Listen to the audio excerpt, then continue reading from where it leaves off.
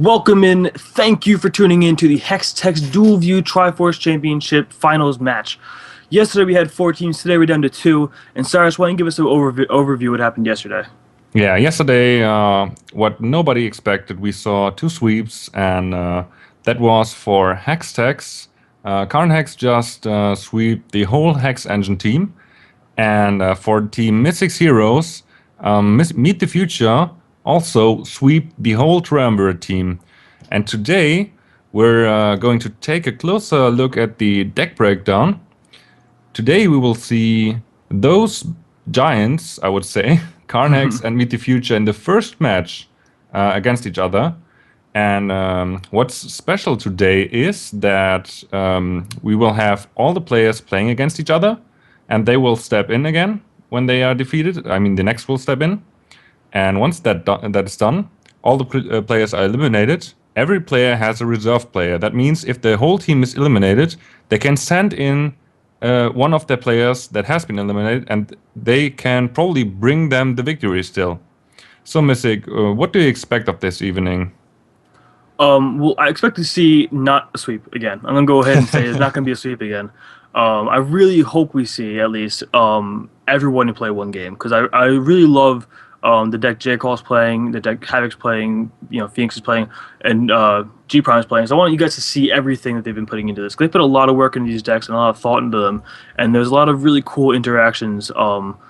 So hopefully we won't see Future or Karn draw like gods and just crush an entire team again. But we'll see what happens. One of the matchups I'm really looking forward to seeing is maybe like Havoc versus G Prime. Because Havoc's deck is really cool with its Replicator's Gambit, and it's he's playing a bunch of tempo-y Ruby spells, and he's got the Birds of Plenty in there. And G Prime's playing a Chime control deck with a bunch of Blood and Ruby removal spells and straight burn to the face. So that could be a really cool matchup to see, I think. Yeah, we will have a lot of interesting matchups, and also what's very interesting to see will be who they will bring back into the game. I mean, once they are all defeated, they have to choose of one player that they can bring into the game back, and that's a very strategic decision to make. You have to counter the deck you're currently playing against, but you also have to choose a deck that is good against the other two decks, because let's say Karn will sweep the whole opponent team again. They have to decide who they are going to bring back in. That is probably the best against Karn's deck, but they also have to keep in mind that they have to play Havoc and Phoenix. So just an example. And that will be very interesting to see what they, let's say, who they choose. So let's check how far the players are. I think we're about to start right now. Yes, they're challenging each other right now. So we're going to see the Battle of the Titans fresh out the gate here with Meet the Future versus Karn. So it's going to be a battle of who draws like more of a god. Yes, we had it yesterday. They both draw like gods. And today we see the Russian draw engine against the Russian draw engine. Yeah, this is probably one of the most exciting matches we see today.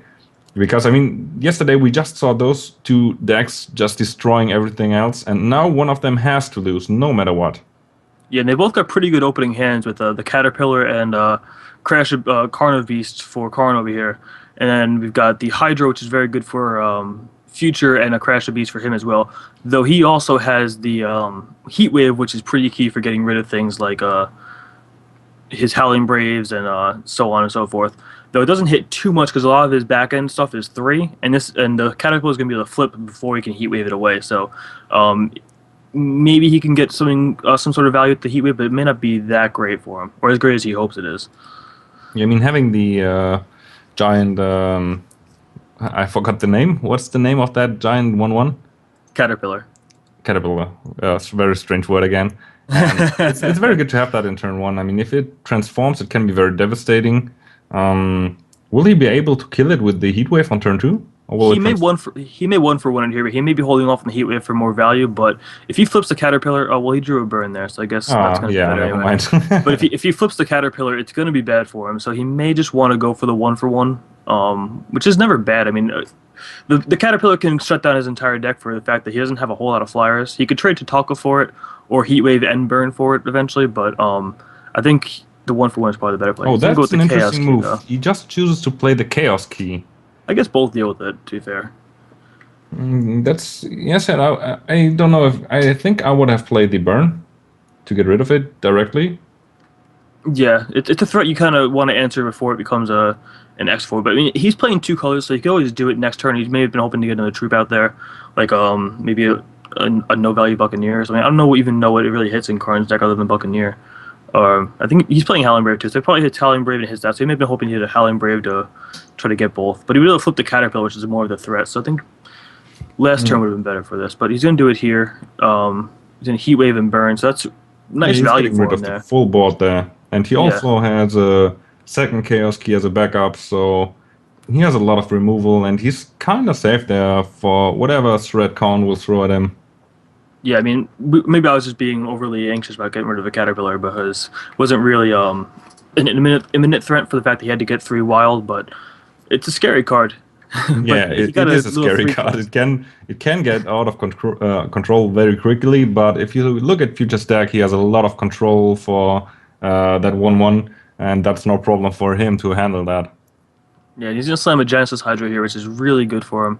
A lot of Karn's cards are 3/3s or X3s, so it really doesn't trade with a lot of things. It's just gonna get bigger and bigger as it stays out there. So luckily, Karn's got the time ripple. You can probably bounce it a few times, but it's still gonna be a problem for him.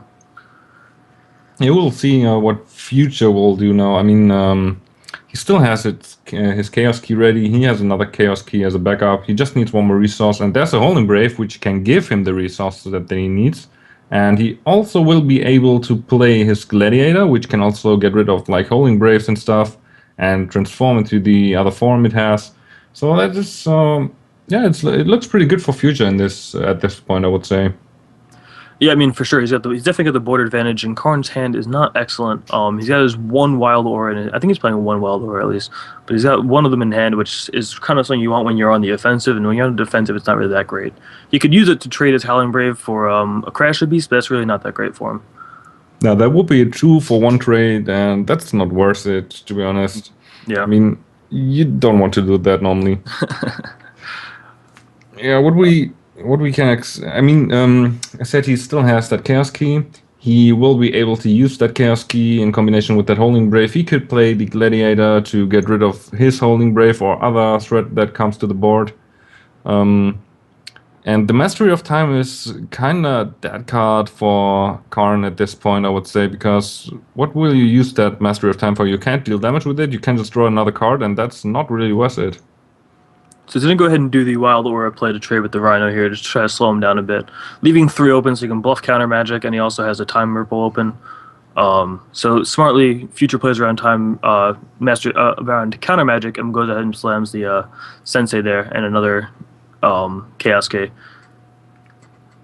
Yeah, of course, what he doesn't know is that Karn doesn't have that counter spell yet. But yeah, still, he's playing around it, as you said. Oh, this is looking very, very bad for Karn here. I mean, whatever he puts to the board, it will just get voided by the Chaos Keys, and he has a lot of creatures to damage him. So yeah, Karn's not getting the draws he got yesterday with the 3 Crasher Beasts every game. So, I mean, still not over. I mean, he's only taking 6 damage here. You can send it to Talco too, which is going to be a little out of control. But he's still just holding back to Talco. He doesn't need to play it out yet. He just want to overextend and, he has no sweepers in the deck, but he doesn't want to overextend and just kind of get blown up by some random shenanigans. So he's just playing it smart here. Just keep bashing for 6 a turn. you know, now he's getting rid of the Hydra for 1 turn, so that will save him a lot of life. And the Buccaneer is not the best target for a Chaos Key, so I don't know if he will use that Chaos Key for the Buccaneer, so he would have a free way, dealing 3 more damage would put him to 8. Would be good for him, but what would be very useful for Karn would be a Menacing Grog at this point, to buy some time at least. And yeah. Yeah, I mean, he's not. I don't think he's doing Chaos Key here. He has 2. He could throw away 1 if he really wanted to, but I think he's just gonna, either just let the just tech for 3 to take 2 damage, lose a Sensei or something like that. But he's gonna go ahead and just not attack here, and next turn have a hasty Hydra or Hasty Tatalka. Yeah, I mean Okay. it's of course not worth to Chaos Key a Buccaneer. That would be just for the freeway, but that's not what he's going to do, of course. He was hoping for the Speed Hydra, which has been Karn has been got rid of by playing the Time Ripple. And now he can choose if he wants to use that Mastery of Time because he has no other options. This is the only card in his hand. And Future has a huge board advantage at the moment. He has 5 cards on the board, 4 cards in hand, and Carnex has 2 cards at all. So it could be a problem for Khan to come back here. Yeah, Future. He knows Future has Hydra and Alexander in his hand 'cause he bounced both of them back there. He knows he just has this Mastery of Time, so he may have been tempted there to go ahead and play the world's worst cantrip. But I think he's just gonna sit back and hope to draw Jadeem and maybe even one shot him here if he can get to Jadeem before he can Chaos Key it. He's like 2 turns away from being able to slam Jadeem and Master Time in the same turn. So he could hope to, play Jadeem, play Master Time, draw Master Time, and kill him for like a little steal victory there. So I mean, that would be a very cool victory if he managed to do his Jadeem Mastery of Time combo again. But I mean, this would be a very hard thing to do, and one of the problems is if you play Jadeem and the Mastery of Time in the same turn, you can just deal 10 damage because you cannot attack in the first turn, and that's a problem here. So he would not even be able to one-shot him. He's in a lot of trouble here though, because Tatalka's gonna flip. Undoubtedly, it's gonna kill that. He knows he could be playing around him having another wild aura in hand, but he's gonna go ahead and just kill it here. He's gonna take a chance on that wild aura being there, but now he's gonna take 6 damage off of some weenies here. So this is really bad for her. I may have thrown the Mastery of Time away there, trying to draw a way out of that Tatalka, because Tatalka's gonna just crush you eventually. Yeah, I mean, this is no. Yeah, as I said, it's still not looking good for Khan here, and Future has had some nice draws also, and he has a lot of backup. He has the Alexander in hand, he has the Hydras in hand, he still has a Heat Wave, so he's able to do a lot of stuff, and Karn has to play that Mastery of Time now just for drawing a card and hope for something. So there's nearly no other option that he can do right now. Yeah, I mean, he has to Master Time. He has to draw something here, because otherwise he's just dead, right? That's 10, 16, it's like 20 damage on the field at least. Actually, more than that, right? Yeah, it's like 22 damage on the field. So yeah, he needs to hope to draw some sort of answer here. He doesn't play a whole lot of removal spells in his deck. It's a lot of balance. So even if he bounces to talk, he can just replay it again with haste, with speed too, so not in a good position here. I actually Crash the Beast gets 2 3/3s, which is okay. Yeah, it will buy him one more turn, one more round. Yeah, but Mastery of Karn, Karn of Beast there wasn't quite enough for him at this point. Yeah, at least the beasts buy him one more turn because even with the 2 Hydras, which he's not able to play, it would not be enough damage now. So yeah, but it will be very difficult for him to come back. As I said, a Grog would be very, very helpful for him, but still that Alexander's on the field, so everything that Future's playing will have speed. Okay, no, sorry. Now the Alexander's going to die, of course. Yeah, am I missing something? If he would have attacked the Taco there, wouldn't he have just won? Because Alexander would have done 6. He'd block, probably the Tatalka and the Hydra, taking 2, 4, 6, and then taking 6 off of Alexander, right? So that'd been game if he had attacked with the Tatalka. Yeah, I don't know why he didn't attack. I mean, he had the chance to, but well, I don't know, but he's a good player. He would know what he's doing. Yeah, I mean, I'm not saying I may have made a mistake there. I'm just asking if I did or not. I'm just not sure. Yeah, I'm not sure if I missed something, but yeah, whatever. I mean, Karn has already written. It's over. Yeah, it's over anyway. Just for the Robins, he's gonna play all the cards out before he kills them. Yeah. So there he goes for fatal damage, and that's 1-0 for Mystics Heroes against Hextech.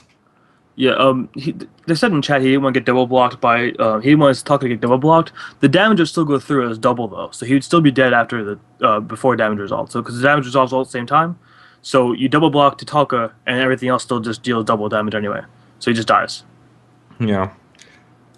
He had no Yeah. cards in hand too, so he was definitely playing it safe there, which is always good to do if you can with that board position. You absolutely could have played safe there too, but I was just curious if I was missing something at all.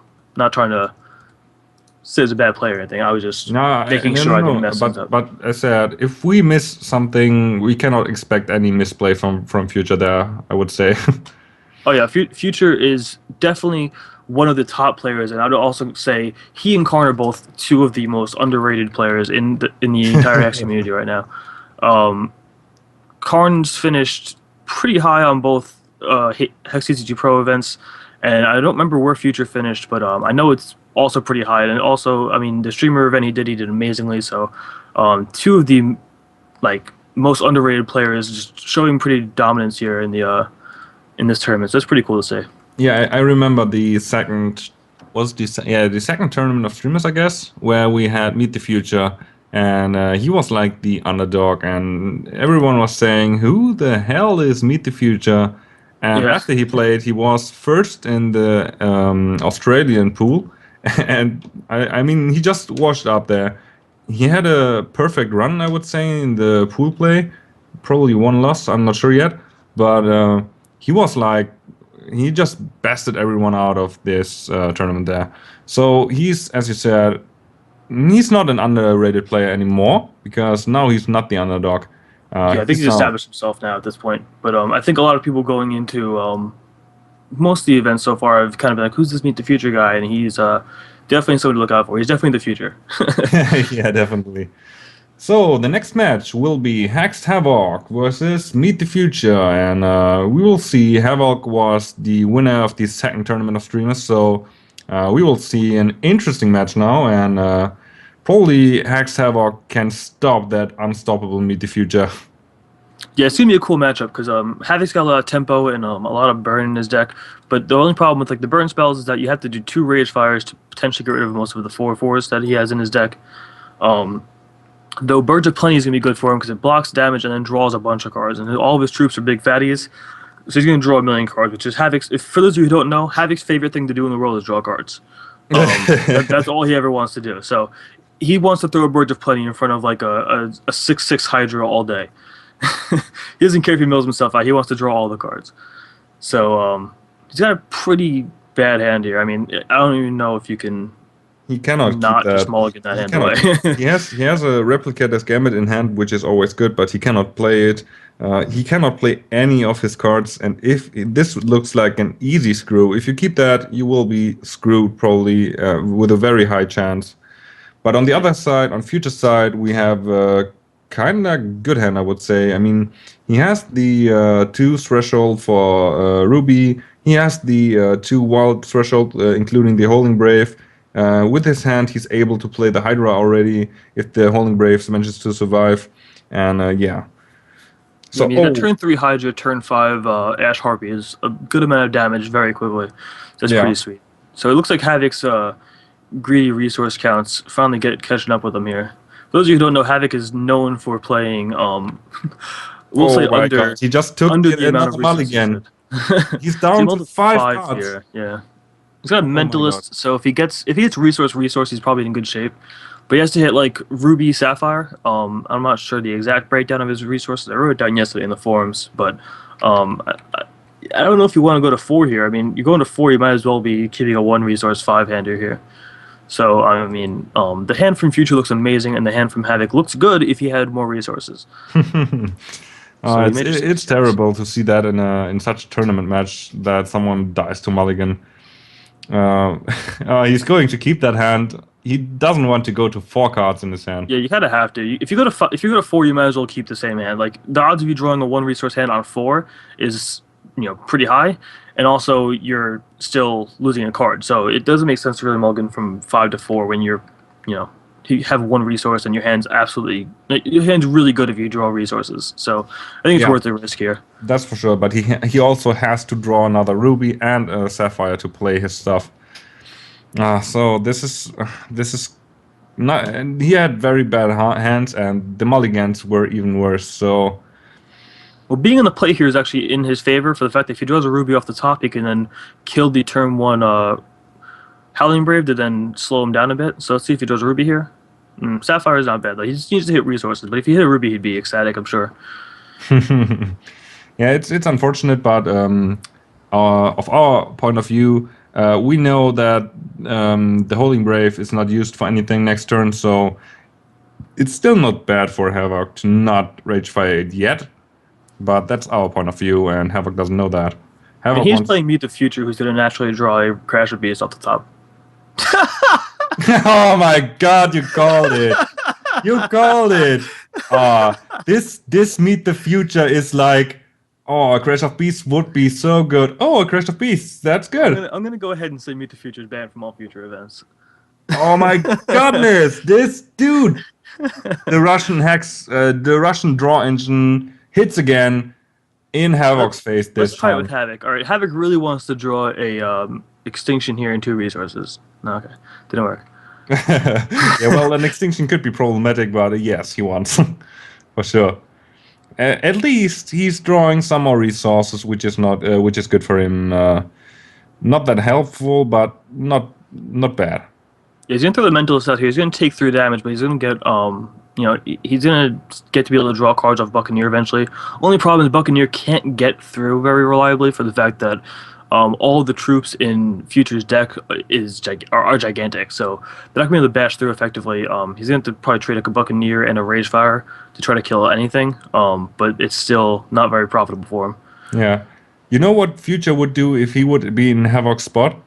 If Havoc would be Future at this point, then Havoc would just draw a resource, play the Buccaneer, replicate again with the Buccaneer, and on the next turn draw that Buccaneer. That is what Future would do. Well, yeah, naturally. Oh man, this is really unfortunate for Havoc here. I mean, he's still in a fine spot. He can bounce the Hydra. He gets the second Ruby for the Rage Fire, so he could potentially kill the Howling Brave, or he probably just wants to send the Buccaneer here. But having the second Ruby gives him the threshold he needs, so that's nice for him. Future is probably going to be attacking most turns, so I don't think he may be able to draw a card off Buccaneer eventually if he does another bounce spell off the top of his deck. But still, not the greatest spot, but also it could be worse. For a mulligan to 5, he's doing fine. Yeah, I mean, in that scenario, most of the people would have played the Buccaneer, and I would have done that for sure too. But if we will look at Future's hand, that could be his mistake not to Rage Fire that Holding Brave, because next turn we will... no, it would be in 2 turns. In 2 turns we will see the Ash Harpy, which is just possible by playing the Holding Brave. And facing that Ash Harpy would be pretty much Havoc's dead. Yeah, what is good though is that he has to decide whether he wants to fix his resources by playing the Shards of Fate to get the second Ruby, or if he wants to play the Wild to be able to slam Hydra here. He probably wants to slam the Hydra because Hydra is going to be hard for Havoc to get through, but still something to think about, which is always, things. Yeah, I said you can of course you have to decide what you want to do, and every decision can be wrong or right. So we'll see what will happen now. For now, he's out of the Ash Harpy range, but that Future draw now, another Holding Brave, is also a huge problem for Havoc here. I would say he would be able to play the Ash Harpy next turn, no matter if Havoc is able to kill one Holding Brave. Yeah, I mean, now he gets to slam Howling Brave. He has to have 7 resources next turn, so he could potentially draw like a Sensei and play Ash Harpy in the same turn. It's pretty cool. But Havoc's in a bit of a pickle here. Ooh, that's an excellent draw for him, because that'll actually, if he doesn't kill the Howling Braves now, he could use that to handle an Ash Harpy later after taking 4 damage, obviously, which isn't great, but still, he can kill a Howling Brave here and then have the other Rage Fire for any of his other 4 drops. So he may just go for both Howling Braves here. I think I expect him to Rage Fire one Holding Brave and then Rage Firing the Rhino. Yeah, probably. He wants to draw cards here. Yes, Try to unmulligan himself. I think he will want to do that. Yeah, he looks like he's thinking about doing so. He may be thinking about rage firing the Brave or Rhino here. He may be thinking about what's better for him. Havoc does do a lot of thinking. If you ever watch his streams, thinks he thinks way more than I ever have in my entire existence, which is never a bad thing for a Hex player. Yeah, and now we see he's going to rage fire that Rhino. I'm pretty sure he will. Yes, he wants to draw that card. If Future is going to block with his Holding Grave to prevent him from drawing, but that's not what Future is going to do for sure. So the 4 damage will go through, Havoc will draw a card. It would just be stupid to block with that Holding Grave because you want to have that Ash Harpy into game. So he could potentially want a Buccaneer, Replicator's Game as Buccaneer here. He draws another card. Yeah, he's gonna go ahead and do that. He may have been waiting. He may have been thinking about waiting to do it on his charge power, but Buccaneer is basically what I want to do. And that was an excellent draw for Havoc there. To be able to block an Ash Harpy. That, if he draws a resource next turn, he can block the Ash Harpy's attack for 8, or and draw 8 cards. So that could be a turning point in the game here because he can't. Future can't actually effectively deal with Birds of Plenty, and it shuts down a lot of his cards. He's always going to block the biggest troop and draw him a million cards. So he's going to have a good chance of drawing another Rage Fire to then deal with one of the other Ash Harpies. So he can keep blocking the biggest guy, drawing a million cards, and potentially Rage Fire him out. I mean, Havoc just said saw that the Ash Harpy is going to attack and was just going over the mouse with the mouse over his bird like crazy. Oh, Yeah. look at this bird! It's so good. I can understand I that. want to draw 8 cards. Yeah. Oh, And he got man. the resource. Oh God, it's getting Oh interesting boy, that's now. it. So a mull to 5, he's gonna be. He should have no problem drawing at least 8 cards next turn. Yeah. I mean, You have to if think Future wants to attack for 4. He may just not attack to not have him draw cards, but it could be fun to watch him draw 8 cards. It's fun to watch him people draw cards. Yes, I mean, if you want to get damage through, you have to attack with both harpies, and that would Havoc make block the 8 attack harpy. 4 damage will go through. Next turn, he would receive 8 damage for sure because he cannot block the other one. But with 8 cards in his hand, that would be a very, very good comeback.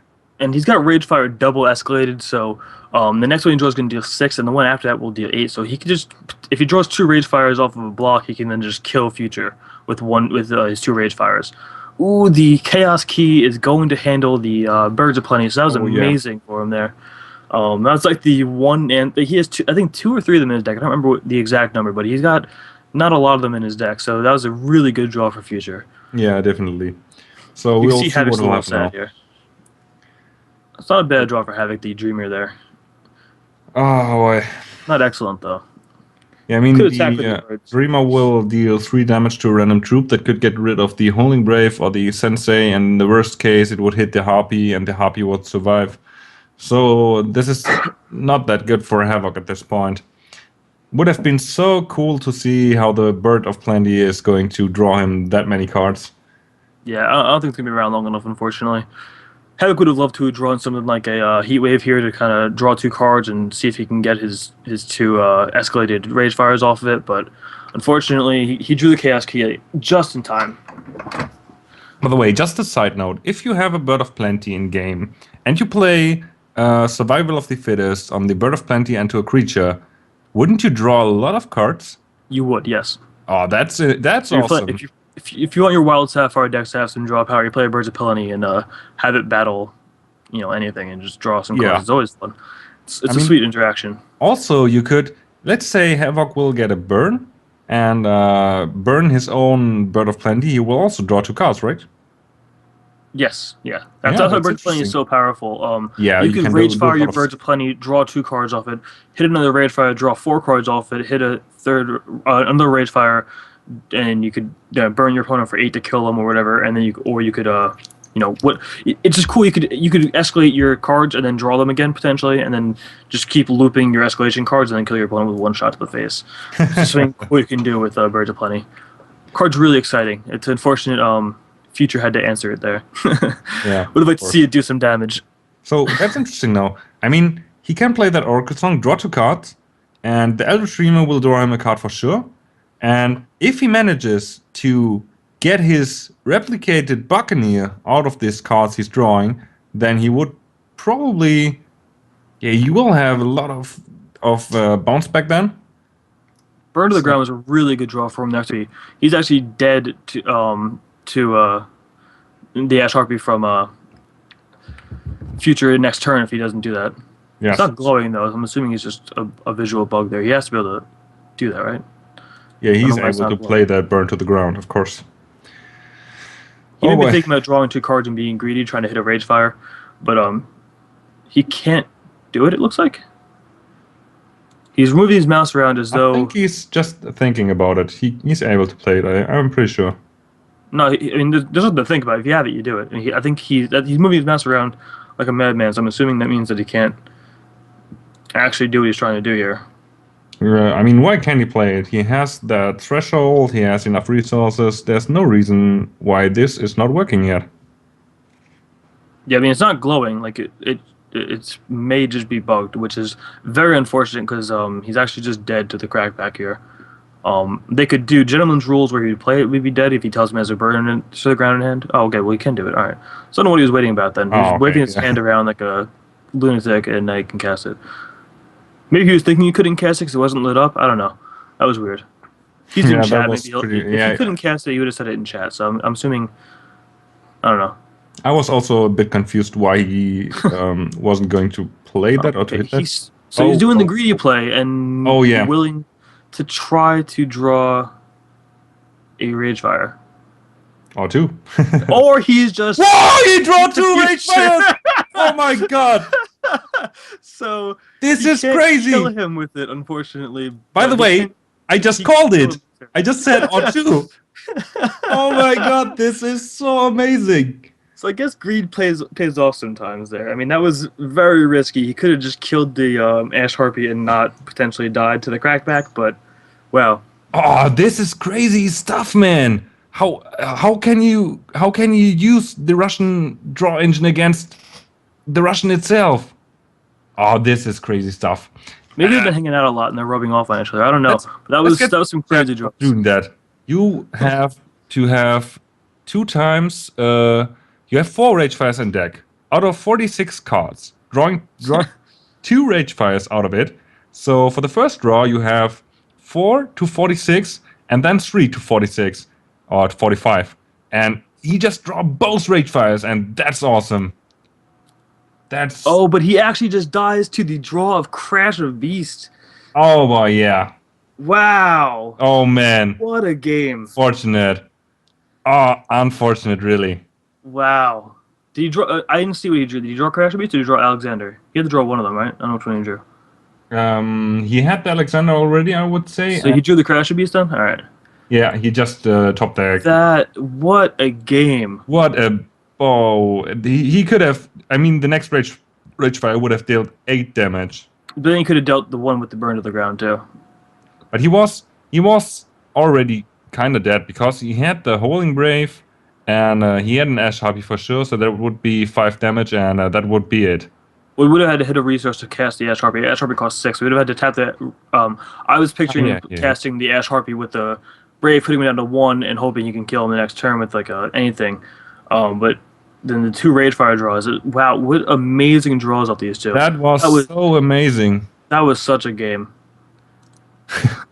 G Prime TV just said we're the best soundbite machines in the world. Yeah, mostly because of my stupid sayings. So Oh man. Future could be on his way to sweeping the entire tournament. So I mean, there's more people on my team of heroes. I assure you that. But they don't need him. Apparently, Future is my only hero, and just crushing through this tournament right now. It's kind of crazy.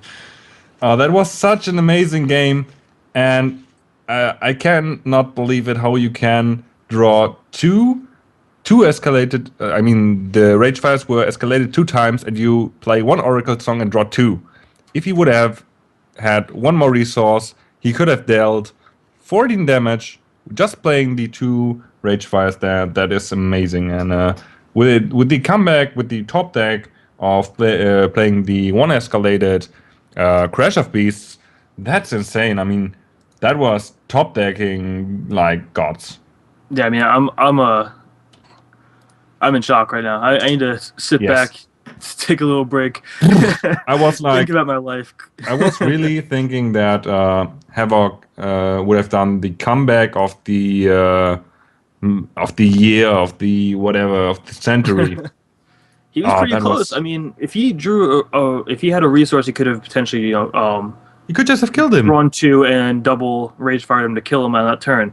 So Yeah. him mulliganing into five is actually what got him, what killed him in that game. So if he had a second resource earlier, drawn the same amount of resources, in theory, he would have been able to kill him potentially. But let's So be honest, he had a very bad startup and just going to 5 cards in his hand and then doing such a top deck was like, what the hell, you know? This is insane. yeah, if he had sit back with mentalist, he probably would have been able to. He would have probably been able to win the game because he would have been able to block one of the rhinos, taking four or five. 4 or 5. He was taking four. Yeah, he was taking four. So he'd be at one still, and then be able to kill him with the damage next turn. So If he would uh, not have attacked with his mentalist, then it would have been different probably, because he would have been able to block one rhino, and that would not have left the choice open for Future to kill him just with the Crash of Beasts. if Future can beat Phoenix Forge Hex in this next round, who do you think they're going to bring in for their reserve guy? Oh yeah, that will be interesting to see. After that last match, you They kind of want to go with Havoc, right? Because that matchup was very close. Yeah, He was yeah. a turn away from it. If he would have had a better starting hand, he could probably just beat him. Yeah, then you look at the top deck power that Carnes had yesterday, and he got a little unlucky today to draw like 8 resources in a row, I think it was. So if you kind of want to play the hot hand, so you have to think between you want to play the deck that almost beat him, or you want to choose the deck that had been running hot before that. So it's very very Yeah, I don't want to be in the position to have to decide that. yeah, I That's don't envy them very. at all. That was what I said at the beginning. This is a very tough choice. I mean, you will have to stop that future top deck god. You will have to stop him no matter what, and you have to put a deck against him. But then it can be very dangerous because there are still J Kroll and G Prime in the backup, and that are very strong players. Oh yeah, this is going to be insane. Yeah, I mean, like it's almost like you're facing the final boss, and there's 2 more final bosses afterwards. It's crazy. It's like Yeah, you win this this game. is like a very unfair game. Okay, so the game's starting now, and let's go through the hands. On Phoenix side, we have 3 resources, which is of course good. He has a Chaos Key ready. He has an August in hand on turn 1. He has an Ash Harpy ready and a Burn to the Ground. That's a pretty solid starting hand. I mean, you would also keep an August in the starting hand, right? I would do. I mean, Yeah, I this mean, is great. he's a control deck. So he plays 4 burn to the ground. So he's gonna have him having one opening hand is pretty sweet for him there because you can use it to kill a. He's also on the play, so you can use it to kill that Howling Brave there. Also, because of his construction of his deck, a lot of the burns and heat waves and such that Future does have in in his deck are kind of dead cards. He could use them to pump up his Hydra potentially, but not what he wants to be using them for. He wants to be using them to get through damage. So it's a pretty removal heavy hand for Phoenix here. So you could hopefully slow down the train that is Future at this point. Yeah, and what's interesting is that Future has a kind of bad starting hand. I mean, not bad, but he has no wild, and he will need at least one wild to have the Holding Brave come into game, giving him the other threshold, be able to play the Hydras, and yeah, doing all the stuff that he can do. And right now he's lacking at resources. He just draw into a Gladiator, which is unfortunate for him. That's a dead draw for him for at least 3 more turns, and that's probably bad. Yeah, the slight advantage that Phoenix Forge does have here is that Future looking at his hand must think he's playing. Looking at the champion thinks he's playing against a Mono Ruby aggro deck. So looking at his hand, he thinks he's got a great opening hand against decks. He's got the Heat Wave, he's got the Burn, so he thinks he can slow down the aggro deck and kind of potentially build his resources up, incrementally. But now the surge mechanism from Phoenix is going to be able to get him to casting Ash Harpy sooner, so we get him to dropping an Argus, and those are cards that are really, really hard for Future to deal with. Yes, and especially now, Future has to discard already. He's still lacking resources. He draw into the Crash of Beasts, and that's not the Future we know. a Future we know would have drawn all the stuff that he needs. And I'm saying this all the time, over and over again. But Future is the luckiest guy in the world. If I would be him, I would go play lottery all day, all Yeah, night I long. mean, he's not just lucky though. He's also an amazing player. So we don't want to Of course. harp too Don't get much me on wrong. the luck factor. Don't But get me wrong. Future when you is a draw as very, well as he very good does, player. He's yeah, when you totally draw as well as experienced. Future does, it's hard to not say, "Wow, what a lucky guy." Yeah, yeah. He's a very good player. And so I mean, A, he's a very good player, and B, he's the luckiest guy in the world. So It's a this dangerous is combo. this is like the worst nightmare of opponent you can meet. Yeah, I mean, right now it seems like his luck's running dry a little bit for the fact that he's missed two resource drops now. Phoenix is just building up his resources here with his surge mechanism. His doomsday clock is ticking down, and he's got two ash harpies in hand. So this is looking Another really, dead really draw. bad for him here. Another dead draw. He just drawed into another Crash of Beasts, which is normally good, but he has not even one threshold. He has two Holding Braves in hand, and now he has to discard one. This is going to be devastating. This is so annoying for Future there. And now he's seeing this Ash Harpy. He still had two resources, and he can just play one burn. That's all out of his 7-card hand. Yeah, I mean, if he draws another burn, he could answer this ash harpy, but unfortunately, Phoenix has got a second one in hand. So looks really good for Phoenix here. And if he doesn't draw another burn, it's a very, very short clock on him from the Ash Harpy. Because he attacks for 8 again next turn, and then the following turn he's just dead. Yeah. You can So actually kill now him he next has turn, right? now he has the Alexander in game, but yes. So Phoenix could just kill him here. He could have attacked for 8 and then burned to the ground for 5. So I he mean, actually not gives an only extra turn. that, he could also.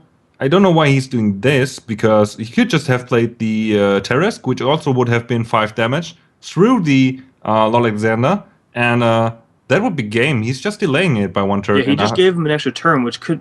I mean, it's probably too little, too late anyway at this point. But you never want to give your opponent extra turn. So he Yes. may have been just amped to be being the unstoppable beast that is Future, and now you just gave him 5 more health too. So if he had drawn a second burn there, he would have gained 5 life and killed Ash Harpy, which would have been amazing for him. But Yeah, still too little, too late at this That point. was a big misplay there. We have the God View, but we saw 2 ways to kill him. That was either playing Burn to the Ground or the Terrace to attack him. And that would have been enough with the Ash Harpy together. And he decided to play the Ash Harpy.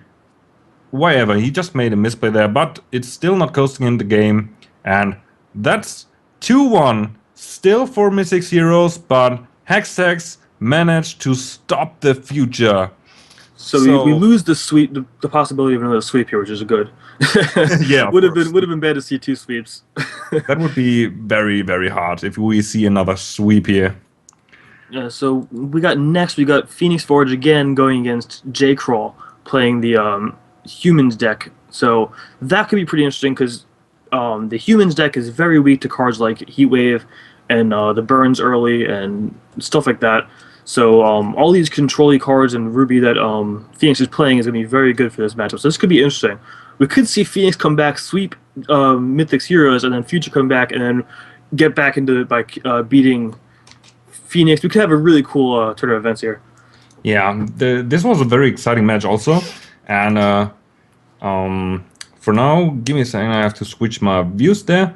I mean, I was thinking that Future is going to do a sweep again. Not that I underestimate our players, I mean Hextech players, but Future was showing so good. He managed to kill the Triumvirate, which were probably favorites of this whole tournament, and he was able to get rid of Karn, which was also showing off yesterday that he can sweep a team.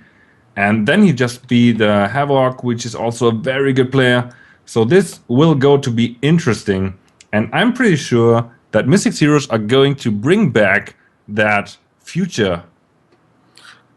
I think that may depend on whether or not if they can beat Phoenix, and that would depend on who would come back. I think Future has not a great matchup against Karn. So if they're going against Karn, they may go with either J Kroll or G Prime coming back if that were to happen, because the matchup would just line up better, I think. But it could be interesting to see how it all works out because who you want to bring back really depends on the matchup at this point because you could choose who plays who at that point from matchups, which is where you want to be. Like you want to be able, you can't sideboard, so if you can choose to have a better matchup in the finals, you'd like to do that. That's what I'm trying to say. Yeah, of course. You described it a bit. Yeah, you described it very well. So, as you said already, the next matchup will be Kroll against Phoenix Forge. Kroll and G Prime are still jokers of this tournament because we didn't see them yet in this whole tournament, and we will. They are both very good players, and I'm excited to see how they are playing their decks and what they are going to do if they manage to beat the beta of Future. So. Yeah, I mean, this hand from Phoenix here is really good against the aggro deck from Kroll. So, and Kroll's hand's not excellent. It's not horrible because he's got the totem in hand. He's got a pony, so I mean, he's got a good opening hand. But it's not. He would like a Sapphire there just to know he can play most of the cards in his hand. Yeah, what he wants to play on turn 2 would be the Benjamin to get even more troops out, I would say. As you already said, he has the threshold for the Baneslayer pony, the Spearcliff Cloud Knight, and he can play the Living Totem, which is of course good, but still he has a problem against that fast hand from Phoenix. He can probably on turn 5 play that Terrask, and Terrask on the board is always a huge threat. Yeah, Terrask he's only playing 2 of them, but that's really just how he's going to win the game. Oh wow, and Kroll has to mull the 3 here. Oh no, okay. It stuck on 3 for a second. Yeah, for a second. I was like, wow, what happened? Okay, that mulligan was not bad. He can play that Defender, he can play that Totem, and he can play that Baneslayer pony, and that's very good for him. I mean, especially the Baneslayer pony will be an answer for the Terrask, because if you manage to bring in a Terrask when the opponent just attacked with all their creatures, the Terrask will be able to attack for 2 turns in a row, and that's devastating. Yeah, unfortunately with the Defender, he doesn't have the second Sapphire he needs right now to get the draw gem off. But I mean, odds are he's going to draw. I think he's mostly Sapphire based, so he's pretty heavy Sapphire based. So I think he'd be able to get to there pretty. What I was saying was that the Cloud Knight, if Kroll is going to attack with all his creatures, his Cloud Knight has Steadfast and is able to block the Terrask, and you want to do that because you want to get rid of the Terrask as soon as possible. Of course, Phoenix has the burn in hand to get rid of the Cloud Knight, but I think what we will see is that the Living Totem goes into game, or the Defender, and Phoenix is just going to burn it. Yeah, I mean, he's got the Super Fulmination hand, which I think he's thinking about playing, but giving your aggro opponent more cards to draw is not always what you want to do. He just play cards like Heatwave, so if he plays out if he gives him more cards to draw, he can play out a bunch of troops, and then he can Heatwave them away. So that's what he's going to do here, is just hope to just draw Heatwaves and answers to his troops. But it's always a risky game to give your opponent more cards. Yeah, that's true, but if you see that Phoenix has a lot of answers to this 2 life, 1 life creatures that Kroll is running, then you could play that Fulmination to draw more cards, because 1 Heatwave can be easy, like 2 or 3 for 1 trade. Yeah, when you're drawing 2 cards a turn, you're more than willing to 1-for-1 your opponent a couple of times to just get to the point where you can just kill him with a big fatty like he has with the Ash Harpies and the Tarrasques. Yeah, Ash Harpy would be very, very good for him. So an Ash Harpy, he just has to get rid of that Cloud Knight, and the Ash Harpy will go through because okay, he may give that Living Totem flight, but that's not enough to just give that Living Totem flight. He has to bump it up and stuff, and it's probably dead before that happens. Yeah, I think he was thinking about burning the Defender on his turn, but I think he's willing to maybe take the 2 damage and see if he's able to draw the card off it. Because without the gem, taking 2 damage isn't a big deal. Like, a Defender's not a threat on its own. The gem's what make it so good. So if he can't activate the gem, he may not be willing to throw the burn of it quite yet. Yeah, he still has the burn opportunity if he would have been able to play that Sapphire.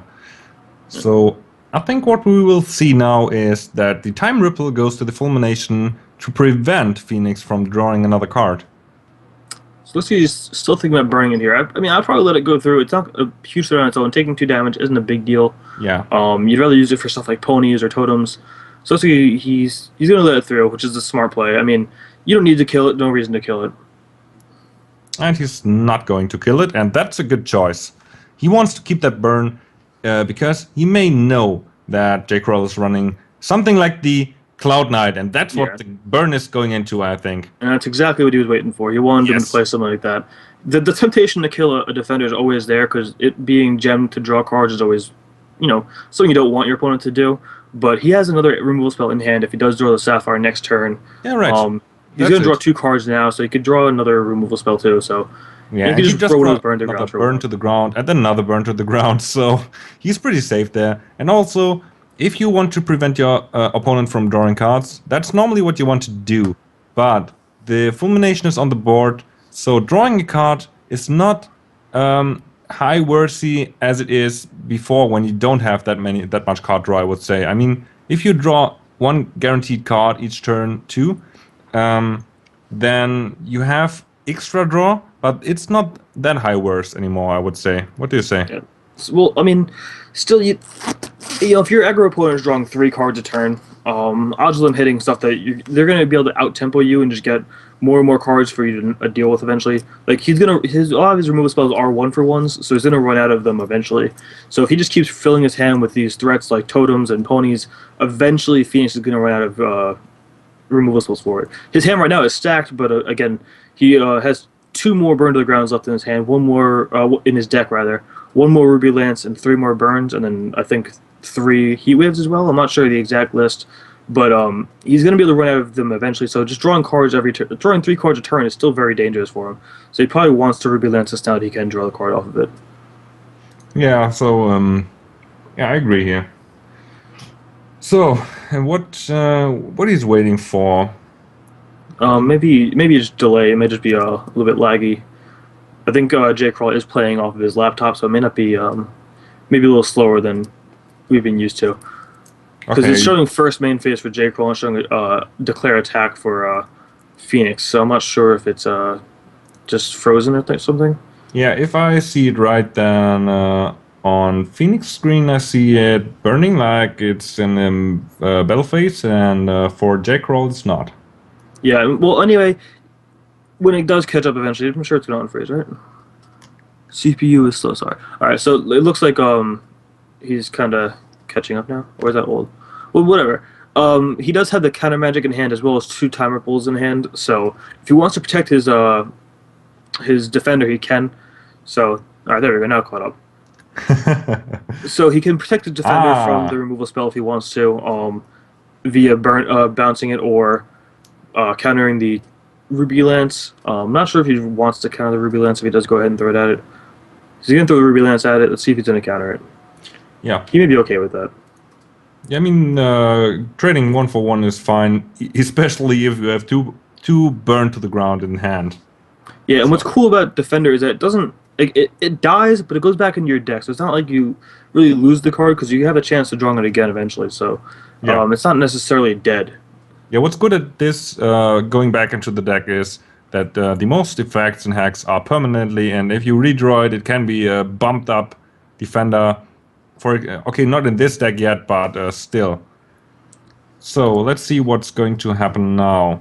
So Phoenix getting a little flooded here with these draws. So he's going to go ahead and throw the burn to the ground at the totem. I wouldn't be surprised to see a ripple to save it. No, all right, he's going to go ahead and let it die. He's got a second one, so it's not a big deal. But just counterspell. It's if he bounces it there, it's basically a counterspell, but he's still technically losing a card.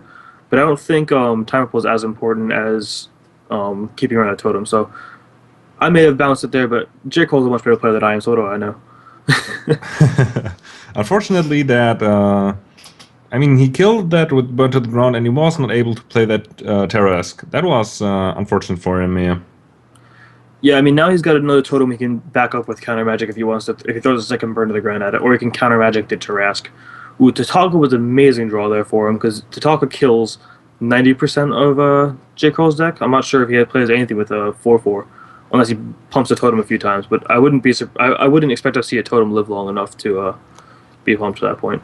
I mean, for now, we will see what is going to be countered. Phoenix is expecting a counter, I think. Yeah, And, he's trying to play around it here. yeah, he has to play around it right now. He can waste the burn to the ground, or probably just the Terrask. Terrask would be, I mean, he has 2 Terrasks in deck, right? And Yeah. that would probably not the biggest loss, especially for having the coast increased. Well, he wouldn't counter it. He would just give his totem Swift Strike, and then it just kills it. So he couldn't even play Terrask there because it would just get killed by a totem. Ah, yeah, right. So it was between playing out Tatalka and seeing if he's going to counter it, or playing out Burn to the Ground and seeing if he's going to counter it. I think he knew he had a counter magic there, so he was just kind of trying to play it safe, which he did there, and that was a good play there. Yeah, that was a very good play. He had nearly no other choice, I would say. But now the problem for Phoenix at this point is that J. Kroll has enough mana to play even the Cloud Knight and have the mana for the counterspell ready. But now the Heat Wave is a very good draw for him. Yeah, he may want to try to 1-for-1 him here with the Heat Wave, and then see if he'll counter that, and then play Tatalka afterwards. But I don't think he would counter a Heat Wave for a 1-for-1, so he's having a bit of a pickle here. You could try to slam Tarrasque again and trade with the pony, but he's getting the flood here is kind of unfortunate for Phoenix. Yeah, I mean, he also used 2 of his burn to the ground, which would probably be able to deal a lot of damage to all the troops that J. Kroll can throw at him. So, I mean, I don't know how many fatties he's running, if he even has fatties, but yeah, right now he cannot make good use of all that mana. Yeah, so he's going to throw the Tarrasque here, see if it's going to get countered. It's probably just going to get time rippled back. I wouldn't expect him to counter it here. Yeah, so he's gonna let it go. He's gonna let it hit, and he's gonna bounce it. Yeah, so it doesn't actually. He won't take 8. I'm pretty sure. Yeah, no way. No way. Especially having the 2 time ripples in hand. Why should you not time ripple that back? He can still play it. It's just on 6 coast now. It will still have speed and crush. So but he still has that counter spell up. He still has another time ripple. So J. Kroll is very fine here, doing all that stuff that he can do. He can control Phoenix at this point very good. But also, Phoenix has some cards that can draw attention for the counterspell, like the Tarrasque and the Gladiator. So he's probably still fine there. Oh, so that was a nice draw with the Rage Fire there. Finally, he draws a Rage Fire. So he's going to throw the Rage Fire at the pony here, I would guess, and that's probably going to get countered. You will counter a Rage Fire in the most cases for sure, and especially if it's going to hit your pony. You want to protect your pony. You love your pony. I mean, who doesn't love you a pony? love your pony. I always love ponies. Yeah, so I know that. So he doesn't counter the Rage Fire. I mean, I guess it makes sense. Your pony is not the biggest deal in the world, but again, he's still himself. He's done him 1-for-1 use so much that he actually has 2 troops in play.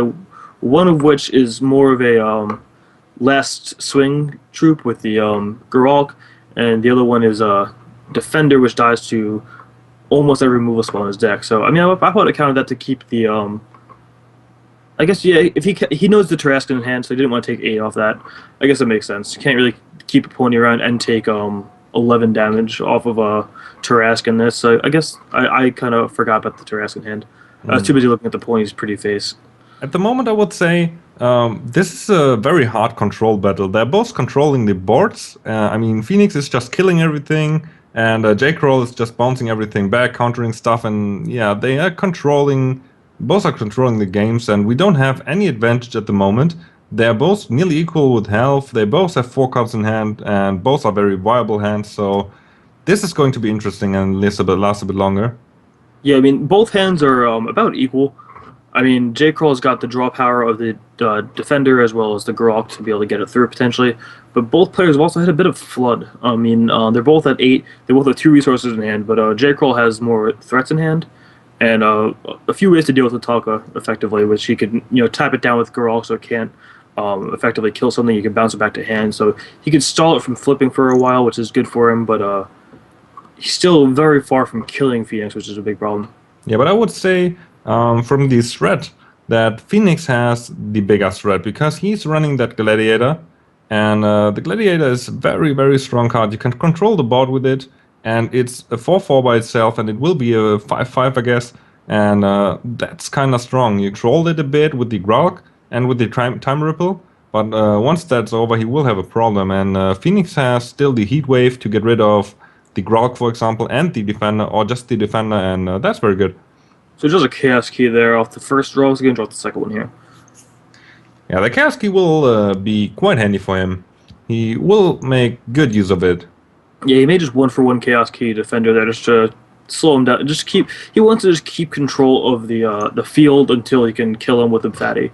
I think that's what his plan is here. I mean, I haven't seen him play the deck a lot, but looking at how he's been playing it, he's just kind of 1-for-1ing for a couple hundred times and then just going to slam down a Tautoko, flip it, and kill him with like a burn to the ground or something like that. So or just a Harpy. A Harpy would be very good for him.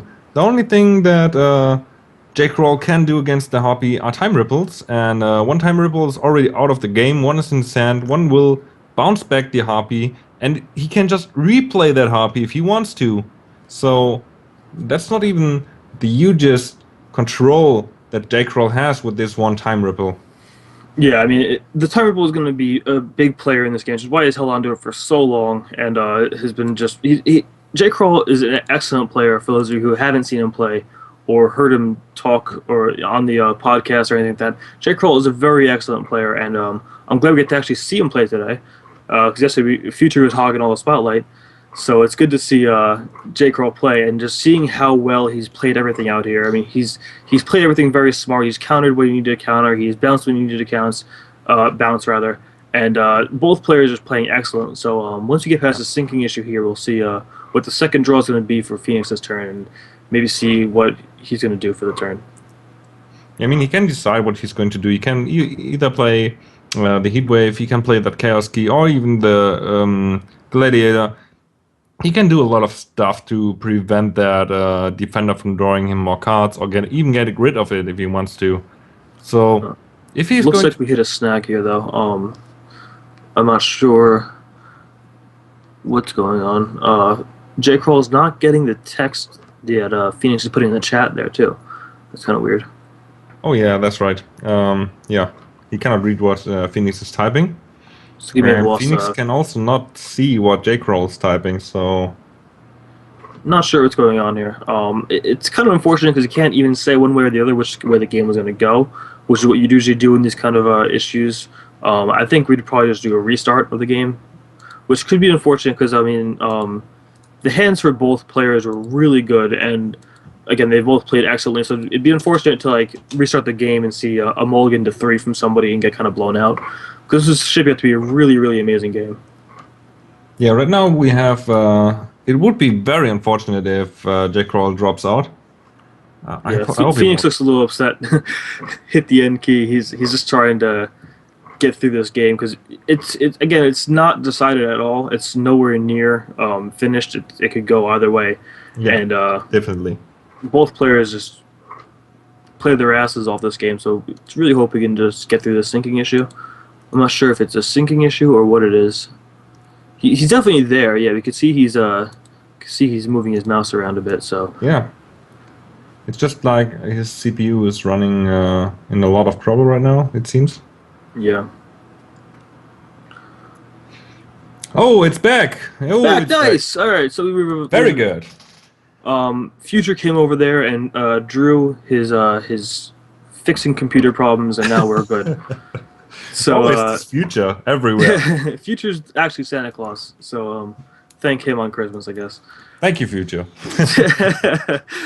But yeah, so let's see where this game's gonna go now. He drew a burn too, which is great. He may want to just Chaos Key because again, it goes back into his deck. I'm not sure if it's the same one he drew earlier. So he's gonna go ahead, play Tautoko, and he may be okay with taking 2 damage and then draw a card here, or he may just burn it away here. But he doesn't know that he won't be able to actually tap that Tautoko to kill anything for at least 2 turns. So now we could Now we could expect that J. Kroll is letting him wait to fake a counterspell and send, but he's just having lag. Yeah, he's thinking about counterspelling his draw at the beginning of the turn. That's what he was doing. So there we go. The gladiator is into game. And now he can even just wait with the gladiator to probably block that defender. Otherwise, he can just burn it. So he has a lot of options there. Yeah, I mean, you can see J. Kroll was floating over his timer pool. He kind of wants a timer pool in a turn, I think. But I mean, it may be better just to slam. I mean, either way, it's the same thing, really. I guess playing Garalk and then bashing for 2 is the same as timer pulling into the turn. But he could play Garalk, have bluff counter magic open still, and then be able to bounce his Garalk back and replay it for another tapping down later. If he's going to play that Grog, then probably he will have 2 targets to use his effect, but I think it has to be tapped to use the effect of the gladiator. You have to pay 3 and tap it and exhaust it. So okay, that's not what he can use, but he could just probably wait with the burn, take the 2 damage, let him draw a card, and just play the heat wave to get rid of both. Yeah, I mean, but then you can respond with bouncing back the Garalk to tap it down again, but that's really not the greatest thing to do. I think he'd rather just bounce the Gladiator in a turn, draw a card, and keep Garalk back for like a final swing or something like that. That's probably what his plan is. Bouncing Garalk is always very devastating for an opponent troop-heavy deck. That's just controlling you for like 4 turns, and that's very, very devastating.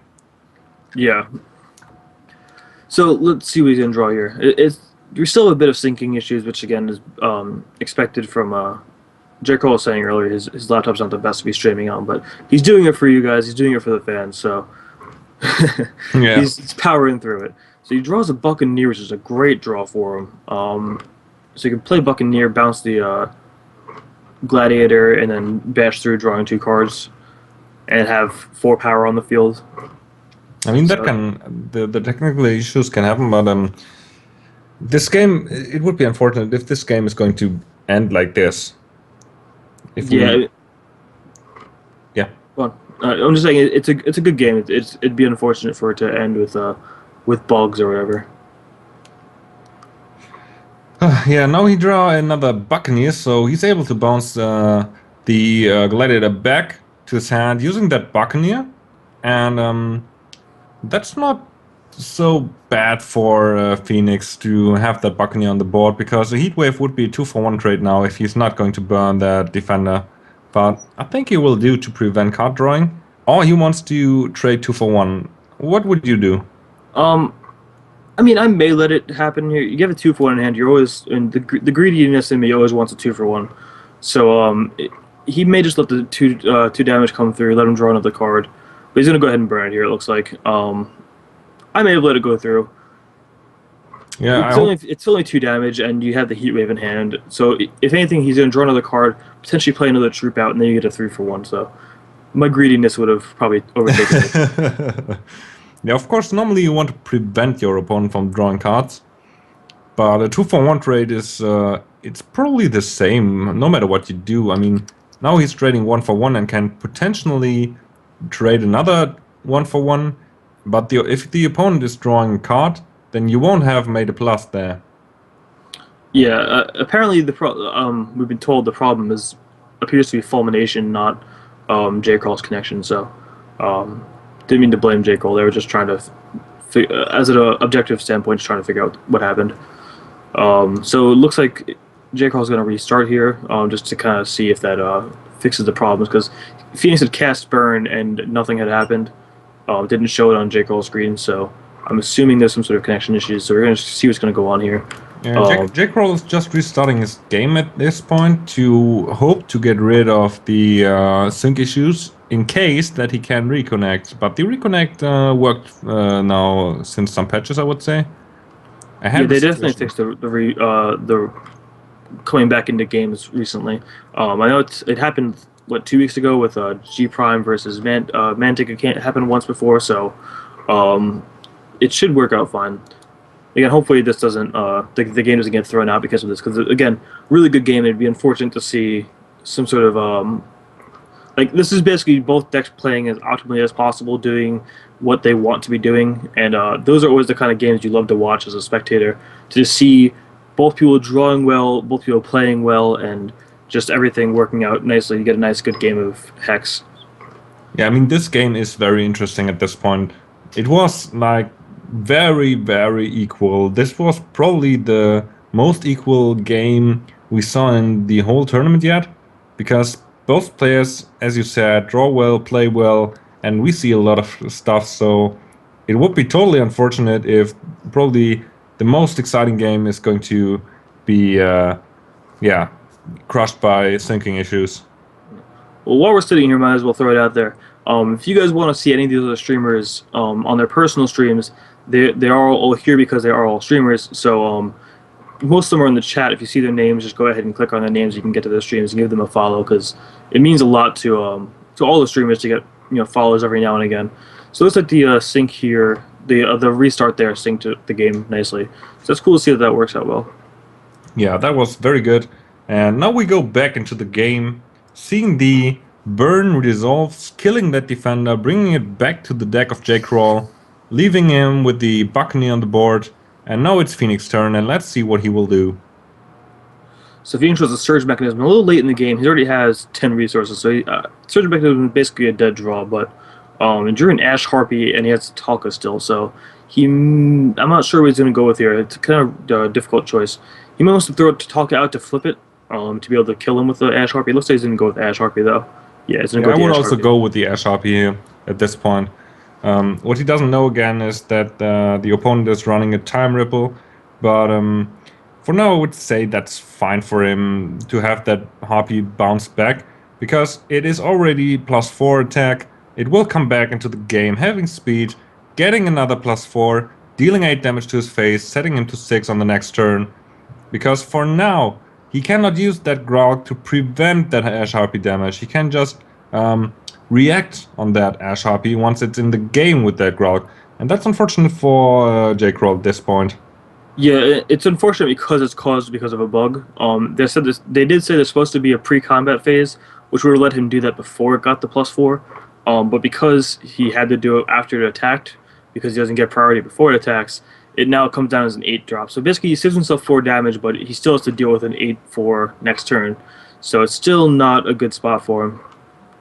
And now we see he's going to play the Devoted Emissary to get his Buccaneer back and be able to bounce again. And he cannot do that preventive, but he can do that again reactive to the Ash Harpy. Yeah, I mean, he's going to take 8 still. He can then bounce the Ash Harpy back. He gets to make it so his Emissary flies, which actually blocks that. I forgot about his charge power. That's really good for him there, because that actually kills the Ash Harpy. So that's really good for him. He could still throw out the Talka, though, which is still a big threat for him. Yeah, that means he is forced to use his Chaos Key against that Emissary to save his Ash Harpy, I would say. To save his Ash. You want to have that Ash Harpy, and you don't want to lose it against an Emissary. Yeah, for sure. I mean, Emissary is a card no one really plays, so it's hard to see. It pains you inside to lose a card like Ash Harpy to a card that you don't see play very often. So he's one short of doing Chaos. Actually, he could Chaos Key and Slam Harpy too, so that's really good for him to do another resource there. So he's gonna still get 8 damage, and he may be thinking he may have another he may have counter magic or whatever for it, so he may not throw it out. That's why he's hesitating here about thinking what he's going to do, which is smart. He has to pay 5 for the Chaos Key and 7 for the Ash Harpy, so he cannot play both. That's true. Math, What's that about? Yeah, math. So he has to play. He just played the Chaos Key, and he had the option to play his Gladiator, but he wants to get that Surge Mechanism into game to bump up his resources, because if he is going to play that Buccaneer, then the Gladiator will go back to his hand again. And now that is what he cannot do. And that's very good for him. Yeah, it's one of the downsides of having cards like Cerebral Fulmination, is that your opponent's going to hit more resource drops because they're going to draw more cards. So that way they can play their troops and still have the potential to bluff counter magic. So right now he's bluffing counter magic, so that's why he decided to go with Mechanism over Tatalka. If he didn't think he had mechanism, he may have just slammed Tatalka there, let him bounce it back, and just keep recasting it and be like, deal with this guy eventually. But because he's worried about counter magic, he's going to go ahead and just play it smart with having the mechanism out there. Yeah, now he can bump up his mana even more, and because of the bounce back stuff that J. Kroll is running to control his side of the board, that won't be that much of a problem anymore because he can ramp up a lot with that search mechanism each turn and be able to probably even play the Ash Harpy twice at some point. Yeah, I mean, you're still having a little bit of thinking issues here. I'm curious to see what he's going to draw here because if he draws like time ripple plus counter magic, that'll mean that once Phoenix Forge feels okay with just slamming a troop and getting around counter magic, the fact that he's played around it this long is going to make him play into a counter magic, which could be kind of bad for him here. But Phoenix is still bound to draw some more removal spells to deal with these 2/2s in his hand. Yeah, that's true. But we should probably not try to call stuff because the last times we called stuff, it happened. There's the counter magic that you called. There's the counter magic that you called. And that is. And there's no time ripple. But you called the counter magic. Shame on you. So he's just going to sit back on counter magic here. He's not going to play Grolk for 0 value. It doesn't make sense to do so. And he's not going to play the Buccaneer for 0 value because it doesn't really do anything. He could potentially be attacking for 2, but then, he cracks back, and it doesn't really make sense to throw it out here. He may just want to put a clock on the field, but it's not much of a clock. Yeah, he's going to go ahead and play it out for 0 value. Clock would be not that he just wants to get a clock on the field, I guess, have something to win. Because he's not going by sitting back, too, so it makes sense to throw out just anything to kind of get some damage in. But they're both getting a little bit flooded, which is actually in the favor of Phoenix and to the dismay of J. Kroll. Yeah, what he can probably do now is he could have given the Buccaneer Flight to be able to block that Ash Harpy, but he wants to counter it. That's what I expect. Of course, again, Phoenix cannot expect that counter spell, but he's able to also play that Gladiator if he wants to, and I don't know if he would counter that Gladiator. Yeah, I mean, he's going to 100% counter the Ash Harpy here because he doesn't want to take 8 because he didn't give it flying. But I'm a little confused as to why he didn't Surge Mechanism end a turn there. Because at this point in the game, you want to keep cards in your hand to bluff something. So you can keep those 2 resources in your hand to bluff cards like Burn or whatever you want to make them think you have. Since he knows you have the Tatalka and the Ash Harpy, it may have been smart just to Surge Mechanism so you can keep whatever resources you draw as bluff. And he drew another Ash Harpy, so I guess that's something. Yeah, that's really something because he just could bait a counter spell now, playing that Ash Harpy, getting it into game, and forcing him to counter that Ash Harpy, and just bringing the second Ash Harpy into game next turn, which is again a huge threat for him. So he's going to play the 6-cost Ash Harpy out, which it doesn't matter too much at this point because the cost increase doesn't matter because he's at 12 resources, so it's basically the same. Yeah. But he can then still slam Tatalka afterwards, which is pretty cool. Yeah, that's a very good play from him. Being able to play that 6-cost Ash Harpy and the Orc Gladiator. I always forget the name. Tatalka, yeah, I'm just saying the Gladiator. We have some more Gladiators, so if I say Gladiator, I just mean that one. Well, she is the Gladiator. The other ones are just Gladiator. She is the one true Gladiator. Yeah. she's like the Highlander. So anyway, now that he has the Gladiator on the board, the Tekaka, whatever it is, it is... Just call her Taco. Call her Taco. Taco the Gladiator. Okay, the Gladiator. That's better. So, that's a problem for J. Kroll here. He can play that Grog, but the Grog will just buy him some time, because that Gladiator will one time be able to transform and get rid of one of J. Kroll's troops, and J. Kroll is lacking at troops. Yeah, I mean, J. Cole has been pretty flooded here, which again is not what he wants to be seeing. He's drawing 2 cards a turn. He's drawn like 4 or 5 troops since the formation has been played. I wasn't keeping track, but he hasn't drawn many troops. He's drawn more and more resources every turn. So it's really just not good for him. And he draws a Ancestors Another Chosen here, which is resource. just a little too late in the game Yeah, for Ancestors Chosen. totally too late. You don't want to draw that in the late game because that's like a dead card. Yeah, so he's gonna throw the Grog out here just to not have his Tataka flip, which is like the minimum value you can get with the Grog. You prefer to play it and just be able to attack for the win, but he's got to play it here just to keep himself from getting killed from some crazy stuff. Yeah, and what he doesn't know is that Phoenix still has the Heat Wave, getting a 2-for-1 trade, and at this point, that 2-for-1 trade will be very, very good for Phoenix. Also, he still has that Ash Harpy, which is probably one of the best late game cards you can have because it's you have to stop that as soon as possible. And now he's getting the Chosen into game 2, and that's very good for his Heat Wave. His Heat Wave will be a 3-for-1 trade. Is he not able to use his champion power? It's not glowing, and he looked like he was trying to click it there. I think he's okay. There we go. He was thinking about getting his chosen flying there. Yeah, so he's gonna get his chosen flight. Again. Yeah, it's just laggy a little bit. He's giving his chosen flight so that he can potentially block a Ash Harpy if he has like a removal spell in hand. But Lulu's, he's got basically 3 removal spells in hand with the 1 Heat Wave to blow him out. So he's gonna be able to swing for 8 rather, and Heat Wave his entire board away. So this is gonna be just a great turn for Phoenix here. He may play around kind of magic again with not playing Ash Harpy out, but at some point you kind of just have to throw it out there and make him have it. I mean, this Heat Wave is basically a board clear. This is like an extinction, which is not killing your own side of the board at this point. Yeah, it's like a 2-cost Judgment. I cannot imagine a better card for Phoenix at this point than Heat Wave. Yeah, that's what I was saying at the beginning of the match. Heat Wave is very key in the matchup for him because it kills 90% of the cards in J. Kroll's deck.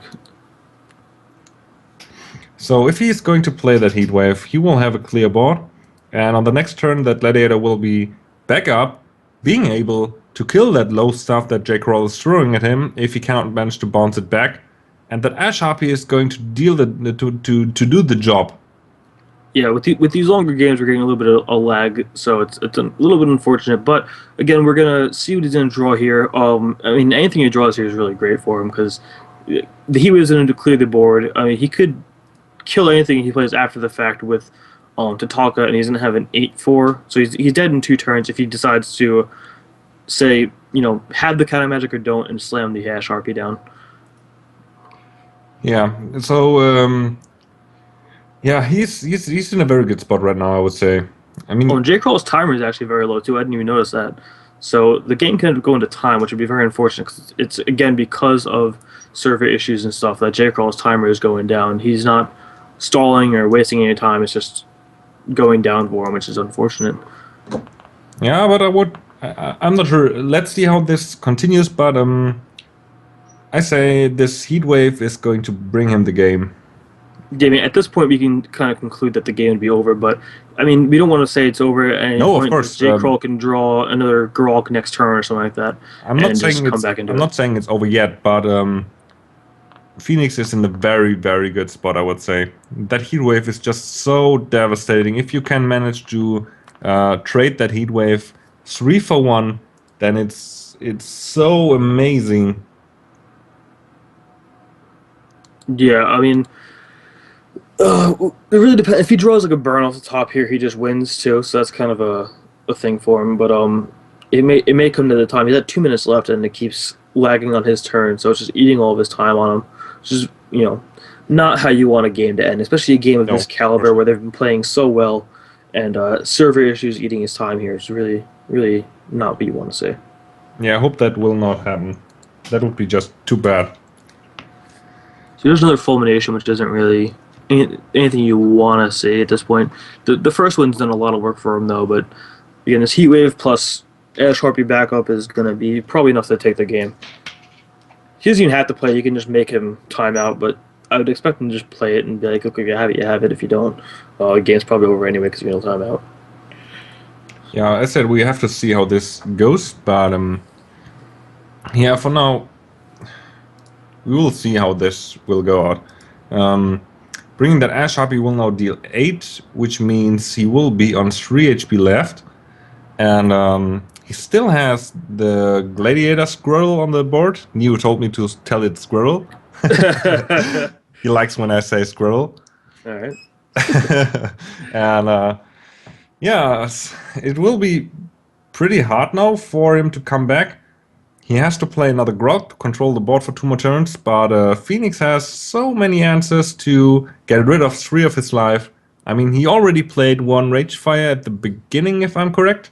And, I mean, he played it on Baneslayer Pony. And another Ragefire would just bring him the game there. So very smart of Phoenix not to throw out the second Fulmination there.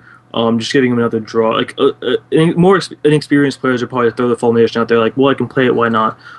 Phoenix is thinking here that, well, if I give him another card, he could potentially draw another Grog, which will then stall in the game a little longer and just keep me from winning the game a little bit. So, very smart play, but just sitting back, making him, naturally draw the cards, and that being it. I hope his timer will not run out yet. And now he's just typing if Phoenix has any burn cards in hand, he's going to concede. Yeah, the server seems to have eaten it though, so I don't think Phoenix got it. Yeah, he drew nothing, so the game's all but over here. I mean, he can give his Spectre, he can give his Chosen Flight to be able to block the Ash Harpy, but then the Tatalka eats the Chosen, flips, and he deals now 24 damage instead of just 8. So, but he has the Time Ripple too, so I guess that's the thing. I mean, if he's going to Time Ripple that Harpy, he will be able to play that back. But if he gives his Chosen Flying, then the Gladiator will just battle that flying Chosen. The Chosen will be dead. The Ash Harpy goes back into game, and that would be game. So that were pretty much dash draws he had there, even if they are not that bad. But yeah, he timed out there. It looks like that's unfortunate. He wasn't necessarily dead. I mean, depending on what Phoenix would have drawn there, we don't know. But he wasn't necessarily dead, which is just a bad way to go out. Yeah, he just bounced that Gladiator back, which would mean it would come back into the game, and he would be able to block that Ash Harpy for 1 more turn for sure. So, yeah, we have to see what we will do now because of this lag timeout. And, yeah, it seems like it's a server-wide issue. Like a lot of people are having problems with it.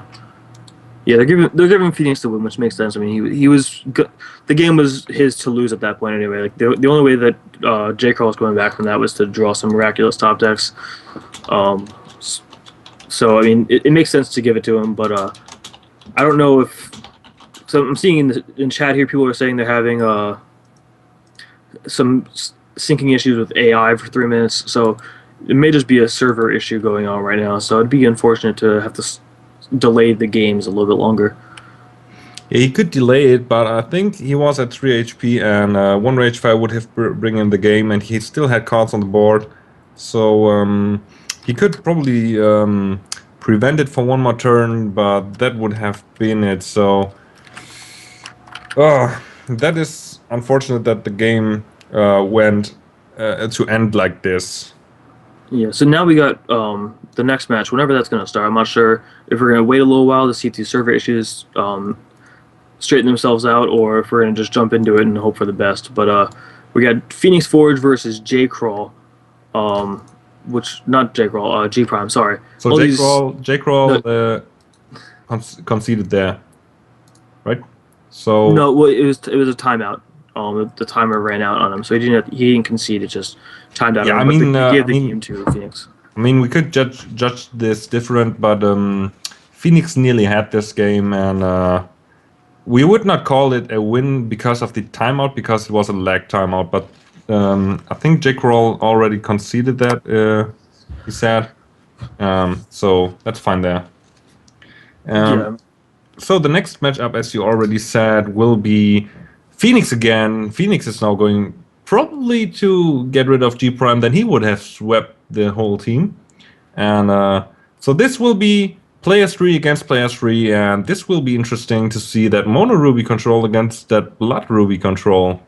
For sure. I mean, they're both big kind of like big red decks, but with he's got the blood splash for G Prime's got the blood splash for the extinctions and stuff like that, which aren't really that great in the matchup. And Phoenix Forge is just going straight red with a bunch of burn spells and cerebral fulminations. The unfortunate thing is that cerebral fulminations are actually very good for G Prime for the fact that it draws him to his chimes, draws him more to Rage Fire, so potentially one shot Phoenix in the face with a chimed Rage Fire or a Life Siphon.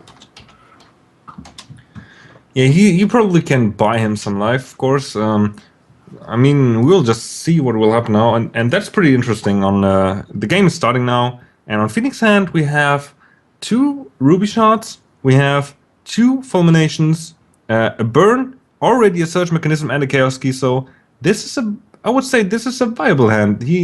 I normally hated to start with less than 3 resources, but his hand is very, very viable to play a lot of stuff. And on G Prime's side, he already has the resources to play the Extinction. He already has a Rage Fire, which he would be able to play. He's probably a bit fluted, but also that is not a bad starting hand, I would say. Yeah, I mean, he's got the double ruby he needs for Rage Fire. He's got the Extinction. I'm assuming he's been watching the game, so he must know that Extinction is not very good for him. But he can still use it as a 1-for-1 to kill off a Tatanka or a Ash Harpy after his swung. So this hand's actually much better. He mulligans down to 6 here with getting a Shards of Fate, Blood, Ruby, and the Corpse Fly is actually very good in the matchup. Yeah, the Corpse Fly would be very good in the matchup, I would say. I agree this hand is a lot better, but the Corpse Fly will make him drop a card. But with the Fulminations, the Corpse Fly is a lot less worse, I would say, again. Because dropping 1 card when you draw 3 cards a turn is not that devastating. Yeah, for sure. I mean, also it's not going to be doing any damage to him because he's going to throw a burn at that. Because he must know. I'm assuming that they know each other's decks by now because they were posted yesterday on the forums. But I'm assuming that he knows that there's not many troops in G Prime's deck. So if he throws out a Corpse Fly, I wouldn't be surprised to see it just eat a burn immediately. So what he draw Ash Harpy already now, and the Ash Harpy is probably a bit too soon. But if he manages to get another resource, he can ramp up with that Surge Mechanism, and getting that Ash Harpy kind of soon into the game. Yeah, for sure. And G Prime just drew his namesake of the deck with Bloody Chimes. So he drew his Chime of the Chime of the Zodiac. That's what it's called. Couldn't get the name out. Chimes of the Zodiac. One of my favorite cards. Just call it Gladiator. Just call it Gladiator. That works. Chime of the Gladiator. One of my favorite cards from 2 patches ago. It just does a lot of really cool things. It leads to a one-shot kill with a lot of different things. With a murder base, it becomes Extinction. Extinction becomes, 2 Extinctions for why not? And yeah, why Burn not? becomes a 4-drop, a kill power 4 troop or 4 damage to the face. So it just does a lot of work in this deck with doubling all of his spells and just really nice card to have. Yeah, I agree. And now he just bumped his second Fulmination, so he probably thought this will be a bit too much of the good stuff. And now he just brought 2 resources, which is good for him because he needs that resources. He could play that Surge Mechanism, or he could even burn that Corpse Fly to prevent some damage and getting that Chaos Key already into the game. But the Surge Mechanism is probably the better choice because he wanted to get to that Ash Harpy as soon as possible, and that would be in 2 turns now. Yeah, I mean, I want to say that I'm very impressed with how these games have gone. We were really hoping to see everyone play, and we got to see every single deck today. And either way, we're going to come down to 1 versus 1 at the end here to get to the last thing. Because I mean, if Phoenix beats G Prime, doesn't kill him. That's a little too graphic. If Phoenix beats G Prime, he's gonna have to face either J Kroll again or Meet the Future, even J Kroll. They could also decide, or even G Prime. They could also decide to bring G Prime back into the game. Yeah, I mean, it's gonna depend on how the matchup goes here. I mean, I think this matchup's a little difficult for G Prime for the fact that he has a lot of dead cards in his deck. Like Extinction's it's not dead, but it's not great. His deck. Probably just a 1-for-1 trade and is even to a murder or a burn in many cases. Yeah. Like, this is the kind of matchup that G Prime wishes he could sideboard for. Yeah, for sure. Because he has a lot of cards that just kind of okay, but he wants like his deck seems to be built for aggro against aggro, whereas Phoenix seems to be very all around good. Like he just sits there, he just one for ones you. He could burn you to the face a couple of times. It kind of seems to come from a few different angles. Not to say that one deck's better than the other one, but I think in this matchup, I think Phoenix may have the advantage. Yeah, we will see what happens, but that's what I said at the beginning with the strategic decision of what you or who you will bring in to the games, because you cannot just imagine to face one deck, but when you make this decision at this point, you have to choose a deck which is viable for all the decks, because you don't know who they bring in. They can bring in everyone of the team, and you have to choose something that is a very all-around deck. And now, from the things how they stand now, I would say probably Phoenix deck is the most viable deck to counter everyone's decks of Mythic Heroes. Yeah, I mean, it'd be cool to see like, J. Kroll come back after if Phoenix were to win this game, it'd be cool to see J. Kroll come back to see if that game were to be different from not having lag issues. Because again, that was one of the best played games I think we've seen all tournament. But It was very equal all the time. I'd also like to see G Prime win because I do like I like me some chimes, but I'd like to see also like G Prime versus someone like I'd like to see Havoc get another chance in here too because I liked his deck a lot. So I mean let's see how this game goes out. But I really am just I'm very excited to see how this one up comes back. Let's shortly go through G Prime's hand. G Prime has the Chime of the Gladiator, no Zodiac, but Chime of the Gladiator in his hand, or let's say Chime of the Squirrel, just for Neo. And you have the Chime of the Zodiac on the board. You have 2 Rage Fires in hand. If you play the Chime of the Zodiac and do a Rage Fire, what will happen? Oh, it would actually. The first one would do 2, the second one would deal 4, and you shuffle both back into your deck. So you get another copy. So you essentially go from 4 copies to 5 copies, and then you go from That's insane, man. after that. Yeah. So with escalation cards, Chime is amazing. Yeah, if you play both of the Rage Fires in combination with that Zodiac, you will have technically play 4 Rage Fires in one turn, which would be 6, 12. This would be kill. I mean, he can one-shot him. Yeah, you could one-shot it with a Chime and a Rage Fire. It's really quite powerful. He's missing 2 resources to actually do that. He's also missing a second Ruby, but he's also got what is essentially another Chime with his deck, which is Tatalka. If Tatalka flips, it can then do double damage with the Rage Fires as well. It's not as good because it doesn't shuffle back into your deck, but it's a little cheaper and is another removal spell as well. So his deck's just full of removal spells. Yeah, that's probably bad for him at this point.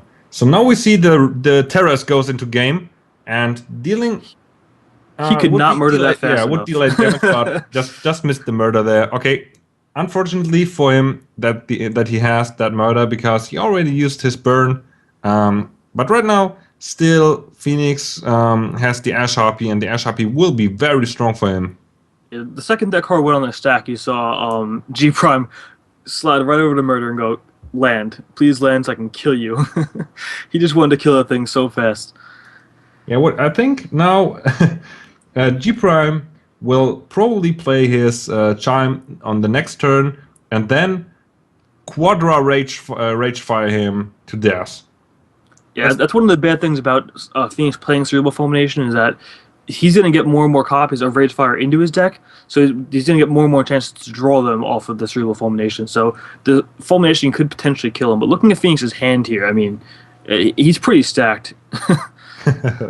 Yeah, but now it's interesting. Technically, G Prime has set Phoenix on a 2-turn clock, having that 2 Rage Fires and that Chime in his hand. But that second Terrace key draw was so bad for G Prime at this point because he took 8 more damage and he's still missing that second Ruby, and also that Terrace in combination with that Ash Harpy will kill him.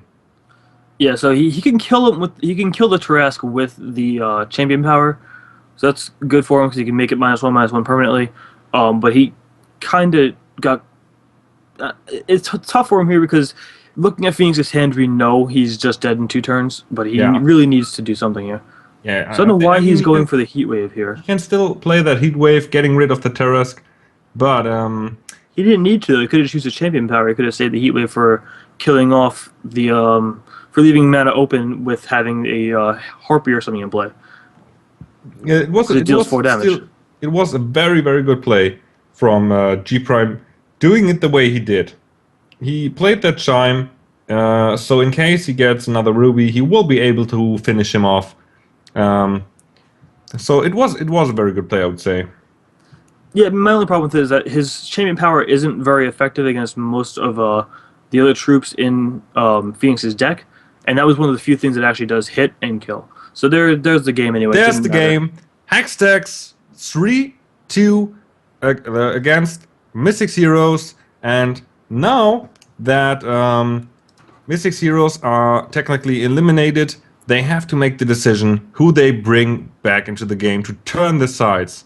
Yeah, this is And very interesting because the only deck that Phoenix hasn't beat was actually no Phoenix beat all their decks. So now it's like, well, who do we bring in to do this? Like it doesn't matter.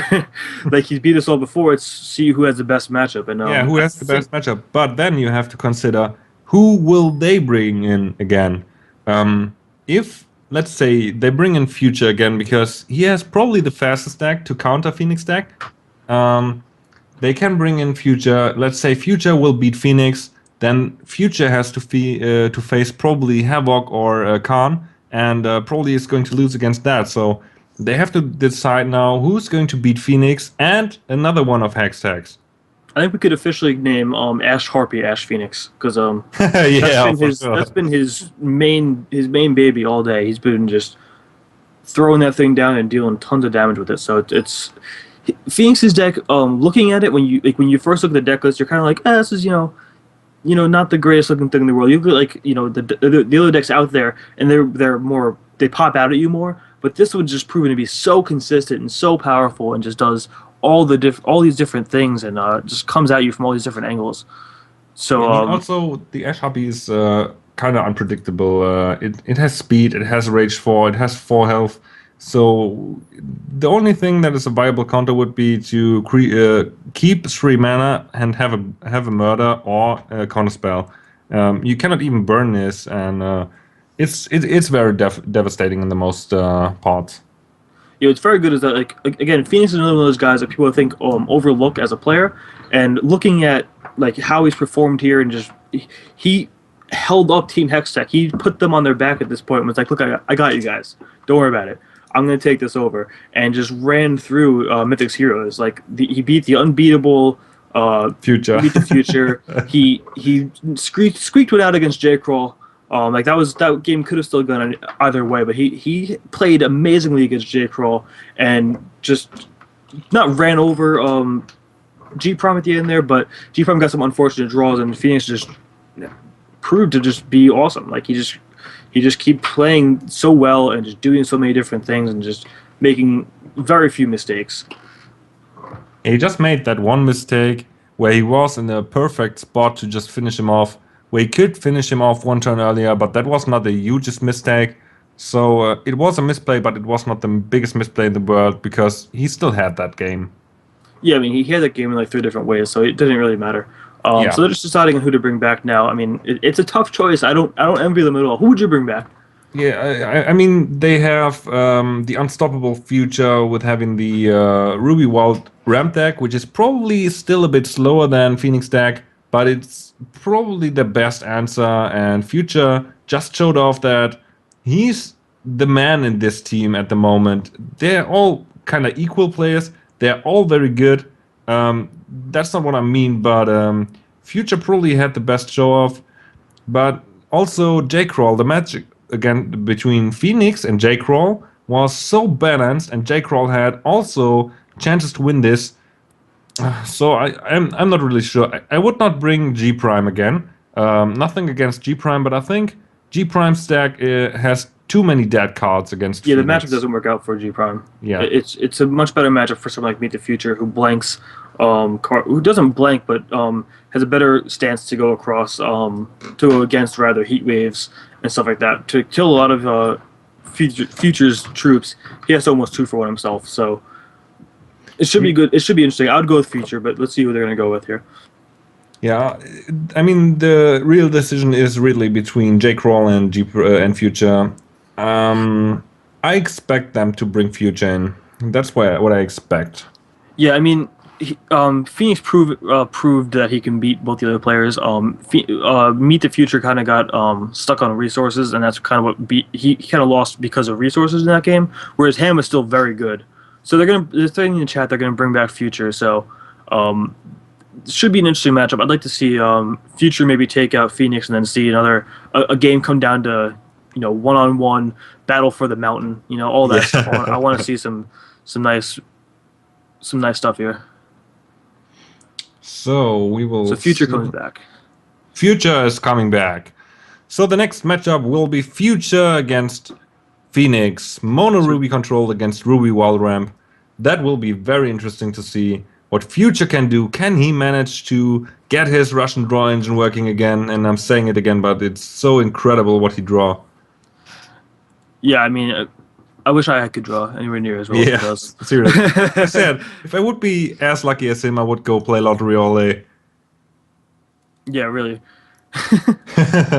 So we're waiting for the streams to load up here. Again, J. Kroll saying in chat there why they're bringing back Future over himself, and that's basically because Heatwave is so devastating against the humans deck because everything's an X1 or X2, so Heatwave is just basically a cheap extinction against them, and it just doesn't it affects Future to a certain extent, but Future plays them in his own deck, so it doesn't affect him anywhere near as bad as it would someone like J. Kroll. Yeah, as I said, they're all very good players and they know what they do. So this decision is probably the best to bring Future back in. And what J. Kroll said in the chat that the Heat Wave is just too devastating for him. In the matchup, it just traded 3 for 1, and that will probably always be the situation. And J. Kroll had still a good matchup there, but Phoenix was just eating all the stuff that he threw at him. Yeah, I mean, like, what's so good about Heatwave in those kind of matchups is that like you could play around Extinction to a certain extent with just playing out, 2 troops at a time or what have you, and then kind of building your field back up afterwards. But playing around Heatwave is so difficult with Phoenix's deck in particular because he plays out these big guys that don't die to Heatwave, and then he just Heatwaves you away, and it's a one-sided Extinction essentially. So looking at the hands here, Future has. I cannot see Future's stream yet. Can you? All right, well, I'll describe it then, because I see it. Okay. So, Future has a very similar hand to what he had the first game against Phoenix, so he has to mulligan this one away. He's got 1 resource, a Ruby Aura, Crash a Beast, Plan C, 2 Chaos Keys, and a Hydra. So, that was pretty much an easy decision there for him. The second hand here, he's got 2 Wilds, a Crash a Beast, Phoenix Harpy, and Drew, and another Hydra. So this hand's much better. He just needs a resource, which he hits here. So he can now cast Crash the Beast, and if he just keeps hitting resources, his hand's actually very good. Phoenix's hand is okay. It's not great. I mean, he just drew another removal spell there, so that's good for him. But he just really wants to sit back, 1-for-1 his opponent, and then eventually kill him with a Big Fatty, which he's been doing all day. And his deck has just proven to be so effective against the entire field. Yeah, what's good right now at his hand is the search mechanism, in my opinion. The search mechanism will come into the game on turn 3 and starting to generate him more resources. So in case he will draw an Ash Harpy, it will be so strong again. Yeah, and also what it does is just keep ticking like that. The Future knows he plays Burn to the Ground, so he knows that this surge mechanism is just a ticking time bomb, essentially, just going to keep ticking up every turn. Just one by one, just showing like, oh, I'm going to kill you soon, man. You're like 2 damages away from me killing you. It's going to happen eventually. So it's just rubbing it right into his face, like you're going to die. It's going to happen. So. Yeah. So he cannot decide if he wants to get rid of that Rhino, but that Rhino is not a huge threat, so I would not do this. I would use my charge bar, going for the 3 damage. He will not block that, of course. And just letting the Rhino probably on the board for now. Playing that Gladiator and just be able to block it. That's probably what he should do. Yeah, I mean, give him the opportunity to trade away for it first. Yeah, of course. If he wants to keep it around, if he wants to kill it, he can burn to the ground it. I mean, he may want to save Ruby Lance, because Ruby Lance is one of the better ways to deal with cards like Hoppy. Harpy and Hydra, and potentially even a Druid at a later point in the game. But it's one of his better answers to some of his bigger threats. So he's going to let it stick around. He's going to take 3 damage, which not a big deal. He can sit back and take 3 damage occasionally. Yeah, and of course he can still answer on the opponent's turn. He can wait. He can activate his search mechanism to be able to play probably an Ash Hoppy next turn if he draws one.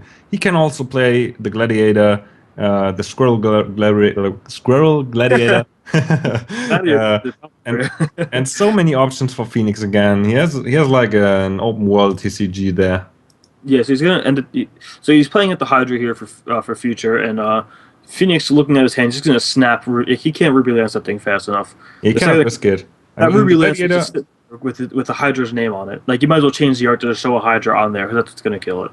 Yeah, and the Gladiator is a good way to deal with the Rhino, activating the effect, getting the upgraded version of the Gladiator, and that's very good for him. So he probably will wait for the answer of a burn or something. So I think Future will go for an attack to fake a burn, but we'll see that. If he does attack here, Phoenix cannot block it because he doesn't want to lose his Tatanka. Yes, Tatanka's going to be able to eat the... if he's smart, he's going to eat the Crash on his turn, but now he plays another Crash of Beast, so he's a little nervous about that. He's going to have to deal with those eventually. He can kill one with a burn to the ground and maybe kill and eat another one, taking 3 again. But he still had, looking at Future's hand, it's just full of like these gigantic threats. So Tatanka is gonna have to do a lot of work here. So actually, he could, since that flips, he can actually kill him with a burn. He could even kill the other one with a burn to the ground if he wanted to sweep the entire field this turn. Yeah, he can do a lot of stuff there.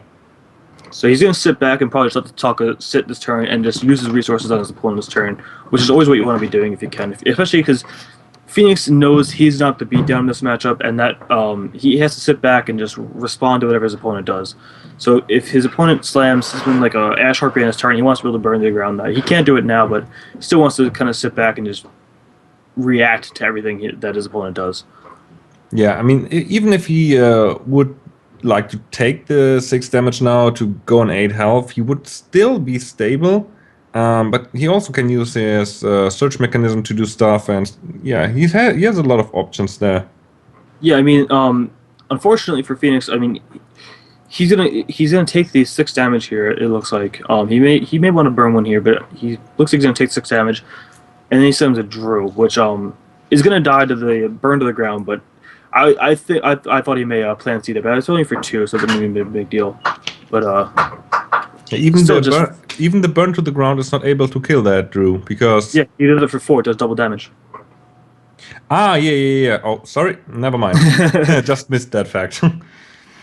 So the burn to the ground will be able to handle that Drew. The Gladiator will be able to block. So it's looking very balanced still. I would not say someone has the advantage here, because both can do some amazing stuff right now.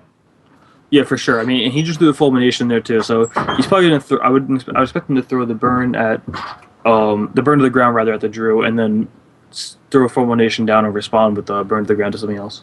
Yeah, he can probably burn to the ground for 4 on the Drew, paying 5. Play the burn on the Rhino to get rid of the Rhino, and then still play the fulmination if he wants to. Yeah, he's got just enough resources to do everything there, so that's good for him. Yeah. He actually may not even throw the fulmination down. I don't remember. Did Future miss a resource drop?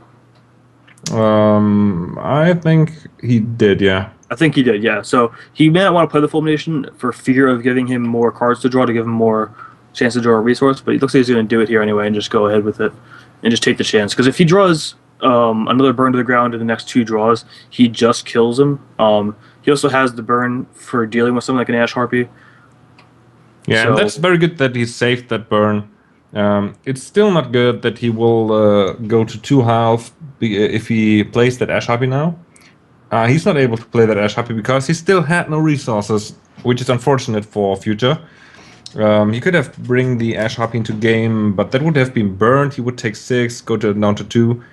And now he can decide if he wants to save 3 damage there. And he will. He's going to burn that Rhino, saving 3 damage, going to 5 health, and hope for good draws. Even Yeah, I if he mean, would just draw a burn to the ground, that would be game. yeah, I mean, burn to the ground's game. A burn is still really good for him there. He want to throw Taka down because I guess he's just he's trying to save the Taka, I guess. So he's gonna throw his Howling Brave and then throw down a Plan C. Looks like he's thinking about here. Yeah, he's gonna go throw down Plan C.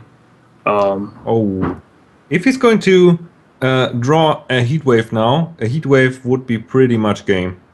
Yeah, he drew the Argus though, which is unfortunate. And there's a Ruby Lance, which isn't quite good enough, but he has no Future has no resources, so he can block a dude. He could take 4, killing off another guy with the Ruby Lance, and then just sit back, letting his countdown commence with his Argus here. But then he has to hope that Future doesn't draw like a burn.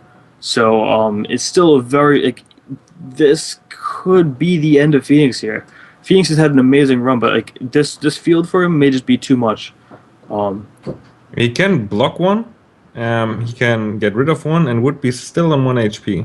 Yeah, he's got one, but I mean, Phoenix Future drawing 2 cards a turn, so the odds of him drawing a burn and a resource is kind of pretty high. So he's scared there. So he's gonna not play the he's gonna not attack with the Howling Brave, which is probably smart. I mean, he'd go to 1, but 1 is basically the same as 2 when you're playing burns. So I mean, it may not look that good for Phoenix, but let's be honest.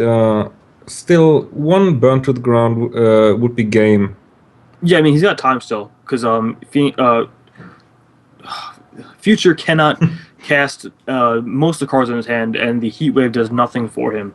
So now he still has to talk back to block. Oh, actually, he gets Heat Waved away. I completely forgot about that. He had to block and gets Heat Waved blown out.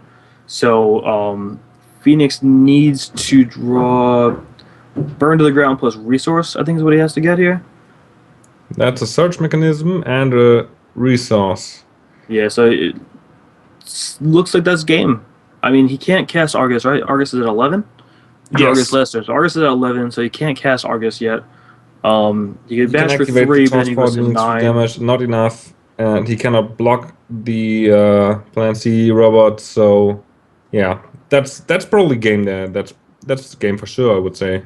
So looks like bringing back Future was a smart choice because he came back with a vengeance at this point. Die hard with a vengeance, starting his Yeah, that was yeah, God's wrath. Still, though, excellent game there by Phoenix and the Future. Like that was definitely what we wanted to see the first time they faced off against each other.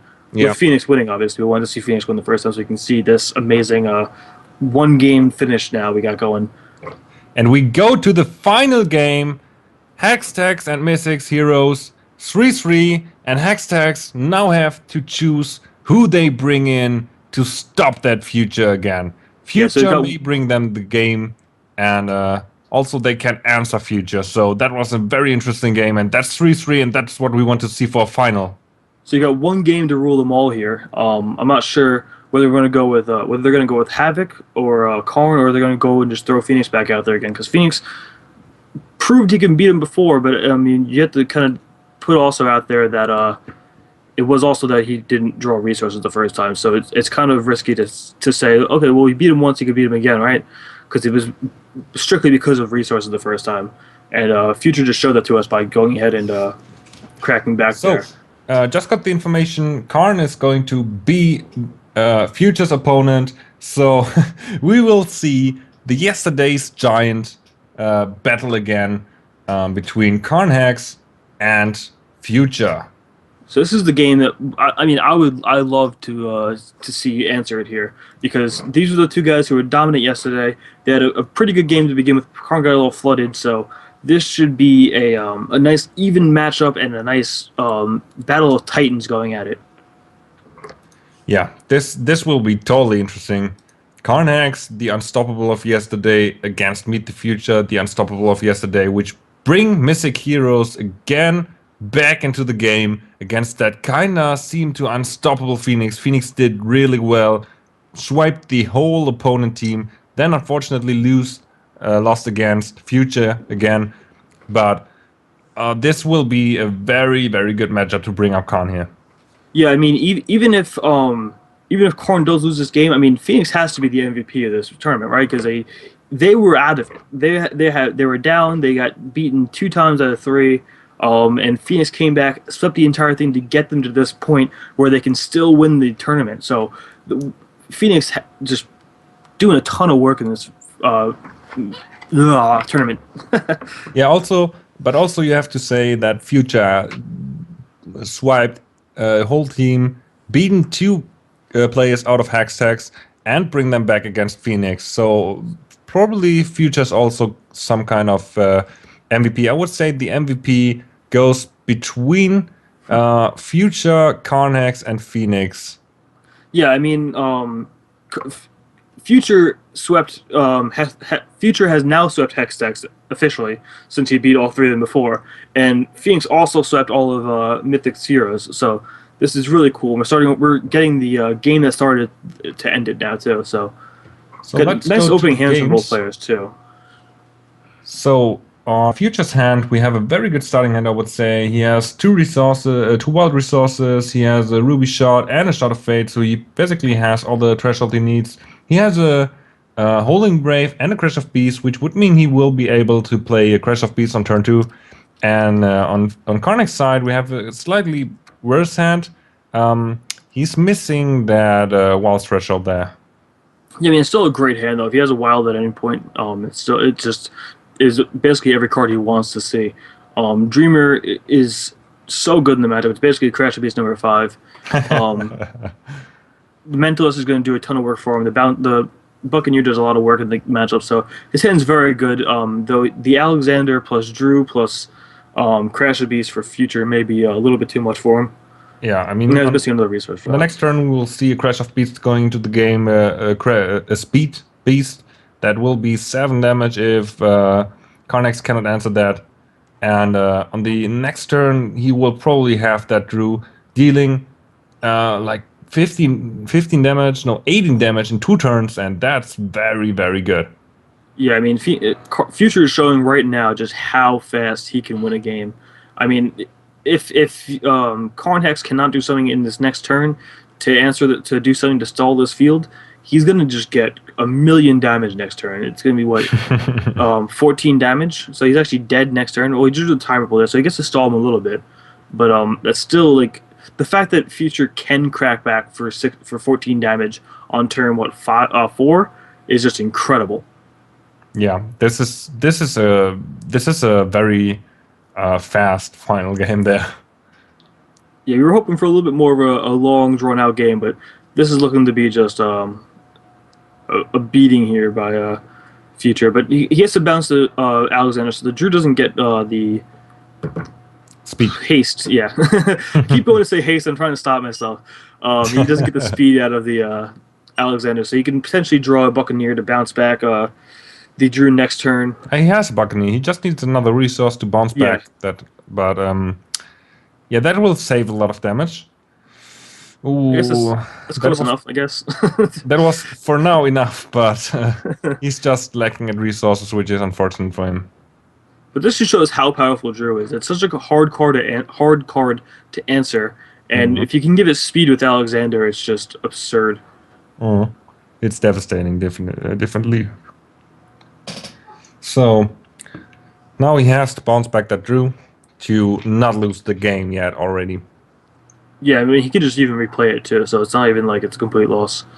He could play Alexander and then play Drew next turn with speed again, so just going to throw Drew out here, it looks like. Maybe it's smart to go with Alexander plus Drew, so he has to answer more threats than just getting another bounce roll for Drew again. But we'll see. I mean, he's in a dominant position here anyway, so it doesn't really... It shouldn't really matter. Oh, there goes the wild shot. So he's actually able to play the other stuff that's in his hand. So at least it's not over on turn 4. But now that he's able to play his stuff and probably control the battlefield a bit more, that can be still interesting. Yeah, for sure. I mean, he's still going to take a bit of damage here, but it's better than the 11 he was looking at. So he doesn't block there because he doesn't need to. He'd rather block a lethal amount of damage than blocking just a 3/3. Yeah, So the see problem what. is that Drew has Crush, so against Drew it's not a good block. Yeah, I mean, there's not much that can block Drew profitably. Yeah, So that's you kind of just have to go with it. he has to get some bounce back cards. And that's a Vine Trap. Vine Trap is 2/4, so that would not be enough to block that stuff. Yeah, the best card in his deck isn't enough here. I mean, he cannot even play that. He still needs another Wild Threshold. He could play in Howling Brave, but that would just give him the threshold. There's the Yeah, GG. you got the GG. Karn is It's going time. to concede this game. He had no way out of this, and Future beat the whole team Hextags. One time lost against Phoenix, but he managed to bring back the prizes to Mythic's Heroes. Yeah, he came back with a vengeance too, because he just came out and just ran over the Yeah. Phoenix and Havoc did. and Karn. He wasn't playing around this time. He's like, well, I kept the loose hand that one game I lost, and now I'm just going to come out here and just crush you, because I'm not doing it again. Yeah, he was seeking vengeance for sure. I mean, he just wiped the floor. But it was very good to see that we go into that we see all the decks and go through all the games, bring back both reserve players. And it was unfortunate for Khan at this point. He just had some bad draws there. But still, it was very well played from both sides and very interesting to see. Yeah, at least we got to see a nice double sweep there by both teams, because Phoenix swept an entire team, and then Future came back and swept the entire team as well. So very, very, very cool, and I'm glad it came down to a one-game finish.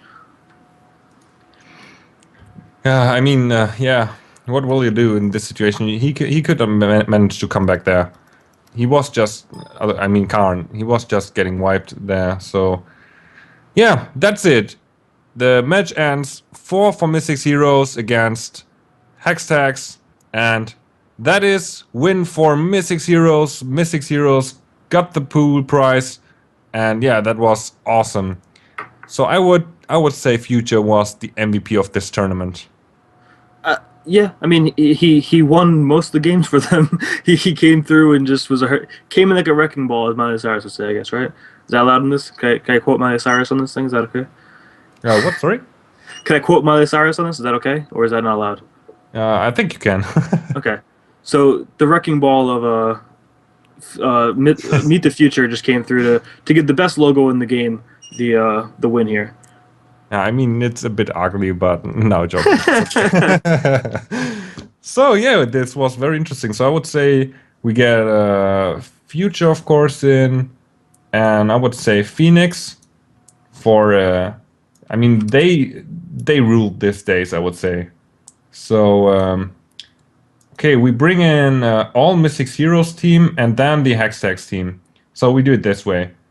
So I can get G Prime in. And do you have the others on your list? Okay, you have G Prime already? They want first. Oh yeah, okay. Never mind, I misread it. You got them all? Endormi's dead. No, alright, cool.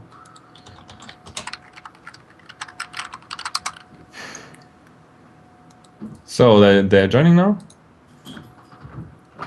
Hey, it should be in here. Kroll. Hey, G Prime. This is J. Kroll. Sorry, I gotta mute my stream. There we go. Sorry about that, guys. So there's Future. Hello, guys. Future! Hi. I called you Miley Cyrus MVP herself. of this tournament. How do you feel? I gotta say, really, really proud of Future. He did amazing. He was, let's see, he was 7-1 in this event, and that's just that kind of record is unheard of. Amazing, amazing work, Future. Really proud of you. Yeah, Future just swept I could never Team expect Tramper that. yesterday, and the whole team Hextags today, beside from the loss against Phoenix, and then Phoenix swept your whole team, and Meet the Future came back for vengeance. He wanted to get revenge for that. Yeah, that was such a drama. Yeah, it I was guess- unfortunate that J. Kroll couldn't had those syncing issues, because I think that match was Oh, very man. close on Like- J. Kroll's favor. Yeah. I was I was getting so frustrated. There's nothing I could have done though. Yeah, it's unfortunate. So, Future, what do you want to say? I mean, how do you feel? I said that I think with all the way that the tournament went, the watchers, the viewers should have enjoyed this. I mean, we got the maximum amount of games perfect. ending up in 3-3 score. Super dramatic finish. Yeah, definitely. So, at this point, I want to thank Kroll also for promoting the event, and I want to thank you all for participating in it. You won it. You will get your prize to give it away to your audience. I mean, to your viewers. And it was amazing to see. I mean, you had such good games. Having your Russian Joker there, and it was just amazing to see. Yeah, once again I want to thank all the Hextex team, all the organizers, and I want to thank my team for helping me, for rooting for me. This was amazing to play, seriously. Yeah, thanks again, guys, and especially thanks to all the other teams who participated, and really good job, Karn and Future, for showing up really well for your team. It was actually really fun to watch, and the game that I played, I mean, it was fun to play even though I made a fatal mistake pretty early on, but yeah, it was a really fun tournament. Yeah, it was a lot of fun, and we couldn't have had a better finish, to be honest. I mean, the worst thing that could happen today would be Future is ramping all the teams, and it looked like this. But Phoenix managed. Oh, we were telling show yesterday you. we wanted to at least play one game. Like, just let us play. And he did. So thank you, Future. Yeah, he did. We both lost. That was great. You can take a little vacation there. Also, I really like the choice of Karn for the last round, because that was like a rematch of the sweepers from the first day. Yeah, perfect. So it was like thematic game, anyways. Yeah, for sure. I mean, that was who I wanted to see come back. So I wanted to see that. The first matchup went well, but I mean, Karn got a little flooded there, and the last game he got kind of screwed out of resources. But I wanted to see a nice little battle of the Titans against you two. I think we should play a bit with Karn a bit more on streams. For sure. Definitely. Yeah, I know we're named Mythics heroes, but Future is the true Mythics hero. You guys are definitely my heroes. I mean, you could name yourself Future's fanboys. We might have to change the name now. Yeah. Yeah, we had a very good event. I really liked this event a lot. We had a lot of fun doing this, and I'm pretty sure we will redo some kind of event, and you, of course, will get re-invited to give Phoenix his revenge, probably. Oh, we've got to be the defending champions. We can't. Yeah, we may want to open it up next time. Maybe do like a feature match as opposed to doing everything on dual view, and just doing like a feature match here or there to make it so everyone could play in it. But we'll see how it works out. But we definitely want to do it again, because that was a ton of fun to do and a ton of fun to commentate. Well, one thing that I was thinking is, like, this event went pretty quickly, which I thought it was actually going to take quite a bit of time. You may want to try to do like 2 out of 3 games with board and stuff. Just something to consider. Because like there were games in a day like today when everyone had a chance to play, and we did the 4th man on both teams. That definitely would have been a long event. Yeah, we didn't expect that. Probably for the next event, what we could do is you can decide who is going into the game. Then this game will be played. If someone loses, that guy is out for this match, and then both teams can decide who is going to be next in, but not knowing who of the opposing team is going in. You know what I mean? Yeah, that'd be cool too. Yeah, that would be an option. But we also didn't expect to see that many swipes, to be honest. Oh, I didn't expect it at all.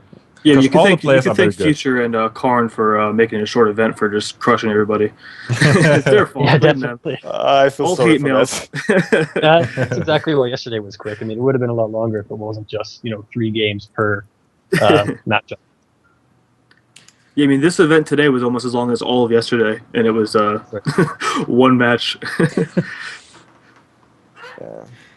Yeah, so as said, thank you all very much for participating. I had a lot of fun commentating this with Mystic the whole time, and watching you players, of course. It's always amazing to see so much skillful play. I remember the play of Future yesterday with this heat wave against Neo, where he just lowered the defense of the opposing troops to get through with his crush damage and stuff. Just things that I remember. There were a lot of good plays, and it was amazing to see. So I do like the innovation of Phoenix's deck. Yeah, That's one of those decks that like I just didn't expect at all. Like just a straight up mono Ruby control. I mean, because people are so encouraged to play Zentas Inquisitor with that Ruby gem. So I was like, all right, well, if we're going to face control decks, it's obviously going to be, blood. But seeing a deck like that and just how effective it was pretty cool to see that there are actually just different strategies you can take towards control. oh yeah, Yeah, for sure. And I Phoenix mean, was really cool.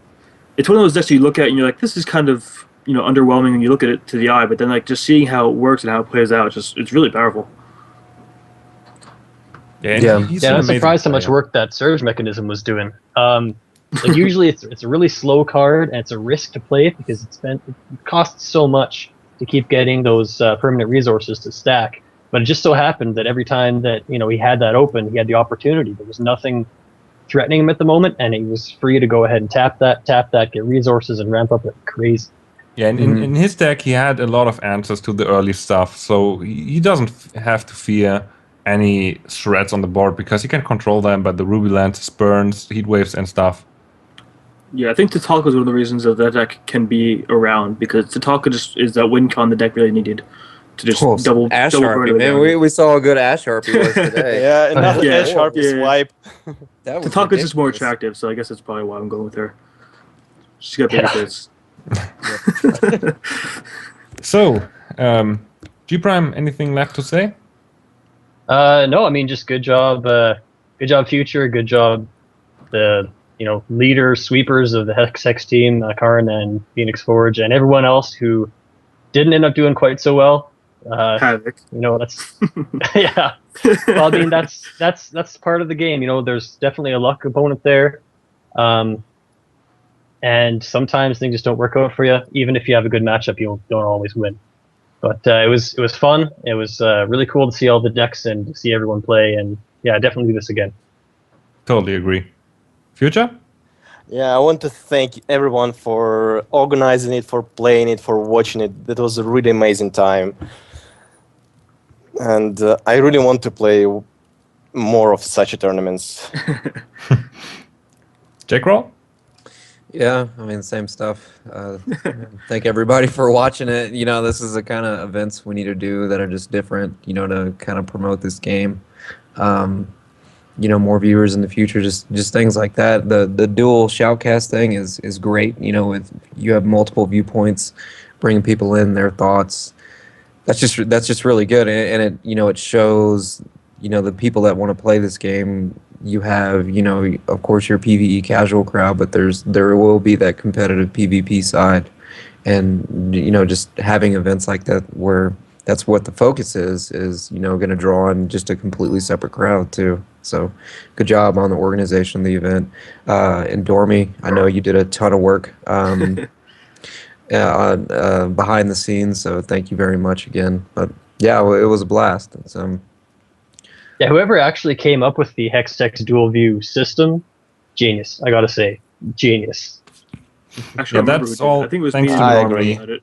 Indormi is the man. I said yesterday, and Indormi is just the man. Without Indormi, there would be nothing. Yeah. So, please go check out G Prime, Meet the Future, and Jack Kroll on Twitch. All amazing players. You saw them in action today, and I thank you again very much for participating in this tournament. It was a lot of fun. So, Mythic, you want anything to add? I want to say though, it's amazing how much of likeness your logo shares to me. Like, did you draw that, or how'd you do that? No, It's pretty crazy. that's actually I took a picture, and there's kind of like a He filter actually you is can run black through and to white. make it look there's a filter you can run it through to make it kind of look kind of like drawing-ish, and then I just added the purple to it because I know purple's your favorite color and it's all over your stream. and it actually turned out pretty good. Yes. So we will continue inviting the Hextags team to talk to them. And The losers. I said I want to thank you guys again, and congratulations to your awesome win today. And Thank you. yeah, we will see us Thanks, guys. in the game. Yeah, see you guys Good later. luck. See Thanks, ya. guys. Goodbye. So we will bring in now the Hextags team: Havoc, Phoenix, Vortex, and Carnex. Just have to find them right now. Dorm is adding them for us. Oops. There we go. Just waiting for them to answer. Hello. What's up, Karn? So there's Carnex, just waiting for Havoc and Phoenix. I'm not sure if Havoc's gonna make it in. He might have fallen asleep there. Is that why he attacked the mentalist? Because he was sleeping? Yeah. I think it was actually. Man, you should have heard us in Skype because the three of us had been in Skype during all of the games, like talking through plays and stuff, just helping each other out since we're on the team. And he ran straight through that attack before any of us got to say anything. We were just like blowing up in Skype afterwards. Oh, there he is. Anyway. I'm back. I'm here. So welcome Phoenix, welcome Havoc, and welcome Karn. So How's everybody doing? yeah, we're fine, and we He's had on cloud nine right now, man. He's feeling good right now. I'm good. I'm good. I had a great time today, and I was like Karn and Havoc can attest to it. I was screaming the entire time. Like I was getting good draws and just hollering as loud as I can. you did a very good job coming back from nearly destroyed Hextech's team on the cleanup spot and cleaning up and really cleaning up. So how did you feel when you just beat the whole opponent team? It was awesome. Like that's the thing about that deck. If you draw well with it, you can completely dominate the entire field. But when you don't draw well, you're kind of stalled. But like that's the whole nature of control. Like you're trying to draw the game out until you can get to your win conditions. And luckily, I drew well for the first three matches. The last match, I drew consistently, and it wasn't bad, but it just wasn't enough to get the kill shot through. And I think the last game could have potentially, with a few different lines along the way, maybe. I don't know. It was definitely a close and a good game. I really enjoyed watching Phoenix's games, especially this match. That deck is just so fun to watch, honestly. Yeah, I mean, I liked Havoc's deck a lot too. I liked that match that he was playing. He decided to go for drawing the two cards over just killing the troop there and draws double rage fire like a boss. Yeah. It was pretty crazy. Turned around like 3 times that game with the double rage fire, double crash of beasts. I was just mad the whole game that I had to mulligan twice, so I was like, oh, whatever, let's just go for the risk. Yeah, I mean, off of mode to 5, like you held in that game for so long, and we're a turn away from winning the entire just naturally. I'm sure draw 2 rage fires like a boss, no big deal. Should win next turn. It's all good. Well, it was a lot like Koloki and Karn's game in the first round of the tournament. Like it was completely one-sided as soon as you looked at the draws, and then all of a sudden somebody just hung in there for like 5-6 turns, and then got to do something. It was pretty impressive. Both players really drew great that game and played pretty fantastic as well. It's definitely the most exciting game I've seen. Like that was one of the most exciting games of Hex I've seen all in the entire time watching Hex, playing Hex, all of them. That was a very exciting game. I love the games that just come down to the very last draw. Like anything could still happen right at the last. So Havoc, I want to go to you. You had just one match, the whole tournament, right? Yep. Yesterday, Karn just stole you the show, and but to be honest, you had one match, but you gave me the biggest what the hell moment when we were talking about your match. Tim just said maybe he will draw rage fire, and I just said, oh, maybe 2. And you just draw 2 rage fires. I was going to piss in my pants. Seriously, I was like, oh my goodness. I'm glad I did it just for the entertainment. Like, had I done the burn to the ground, I still would have been dead, so we wouldn't have got to see that. So I'm glad I did it. That was so awesome. How did you feel when you draw this? I was like, oh, that's sweet. I can win next turn if I can just live. If I can just Pretty live. nice, I guess. Had I obviously after seeing the speed and then crash, I was like, if only I didn't attack with the mentalist. But the reason I did attack with both is I thought I'll push through as much damage as I can because I didn't know what I was going to draw or what was going to happen. Had I obviously known, I would have just been like, yeah, let's just hold everything back and yeah. Your It chances was were obviously- 4 to 46 and then 3 to 45 to draw the rage fires, and you won both. So go play lottery, dude. Go play Yeah, lottery. maybe I should. Maybe I should. No, well, I mean, it didn't work out in the end. I still died, so maybe the lottery. Yeah. Maybe that would be a waste of money. You'll win the lottery, but then you'll die. Yeah, exactly. I'll win the lottery, be like, woohoo! And then a cow will fly out of the sky, and I'll just get splattered or something. A cow of all things. A cow. Did Yeah, a cow in Australia? yeah, exactly. Yeah, why not? If you would have had one more resource, you would have won the game. Yeah, I was saying that when I was just like, Yeah. oh man, if only I had one more resource, I could just double rage fire to the face. Yeah. So that was. I mean, the fact that I actually just drew that many resources after keeping it, because I had the one resource hand, then a one resource hand, then a one resource hand. I'm just like, well, looks like it wants to keep one resource hand, and then luckily I drew resources, so I was able to do stuff and actually stay in the game and almost win. So I mean, the fact that I actually even did that much was, surprised because I figured, going down to 5, I figured I was probably just dead straight up. I was just expecting to topple over, and yeah, got fairly lucky on the resources there. So it's a pity I didn't draw the replicated Buccaneer or something like that. Oh yeah, I would have. That would have been amazing. If you would have been future would have just drawn it, just on turn 4. Yeah. But as said, we had a very, very, very good. We had all very good games, and what was very awesome was that Phoenix bring you back for one moment, he swiped the whole opponent team, and that was bringing us to show all the decks, having you all playing the games and not getting swept again, and that was awesome. So yeah, I want to thank you all guys for playing, of course, and yeah, Phoenix, do you have anything left to say? Well, first of all, I got to give credit to Mantic, of all people, who helped me design that deck, unknowingly that I was going to use it in this tournament. I kind of brought it to him on the side of things, and he helped me tweak it.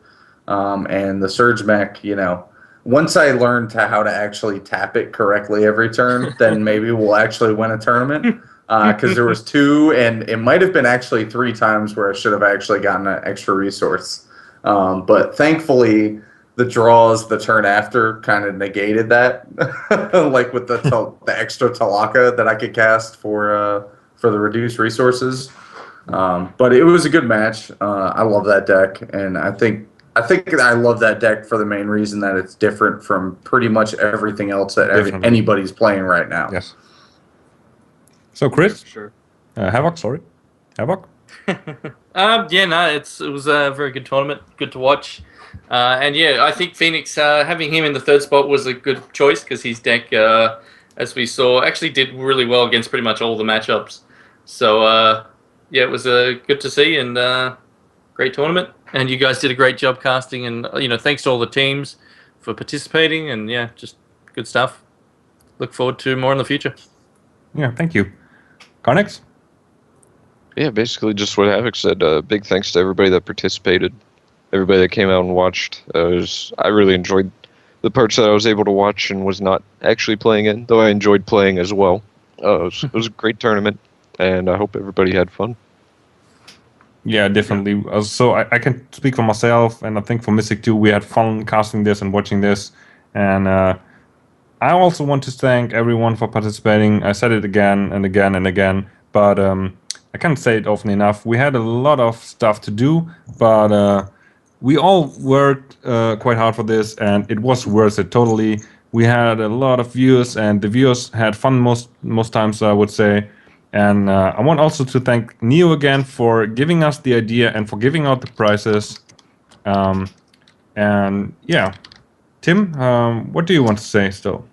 Yeah, obviously thank Neo for the idea because without him it wouldn't have been a thing we even did.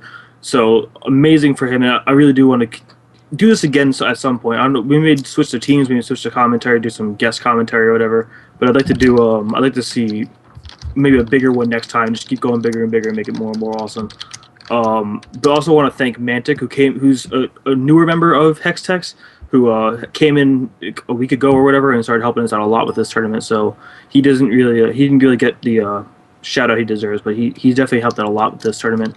And obviously thanking Dormy, who's the man behind the curtain over here, telling us what to do and calling me an idiot all the time, and really just helping us all do the best we can. So thank you guys for doing a lot of the work. I know Phoenix did like all the graphics you guys see. Havoc made the intro video we always see, and Cyrus made the plug video. Karn and I made out a few times. It's all fun. So yeah, if you guys want to send your feedback and such to our Gmail or Twitter or whatever you guys want to do, we definitely want feedback and want to improve and get better and better. So thank you guys for hanging out with us, and hopefully we'll see you guys again in like a few months for another one.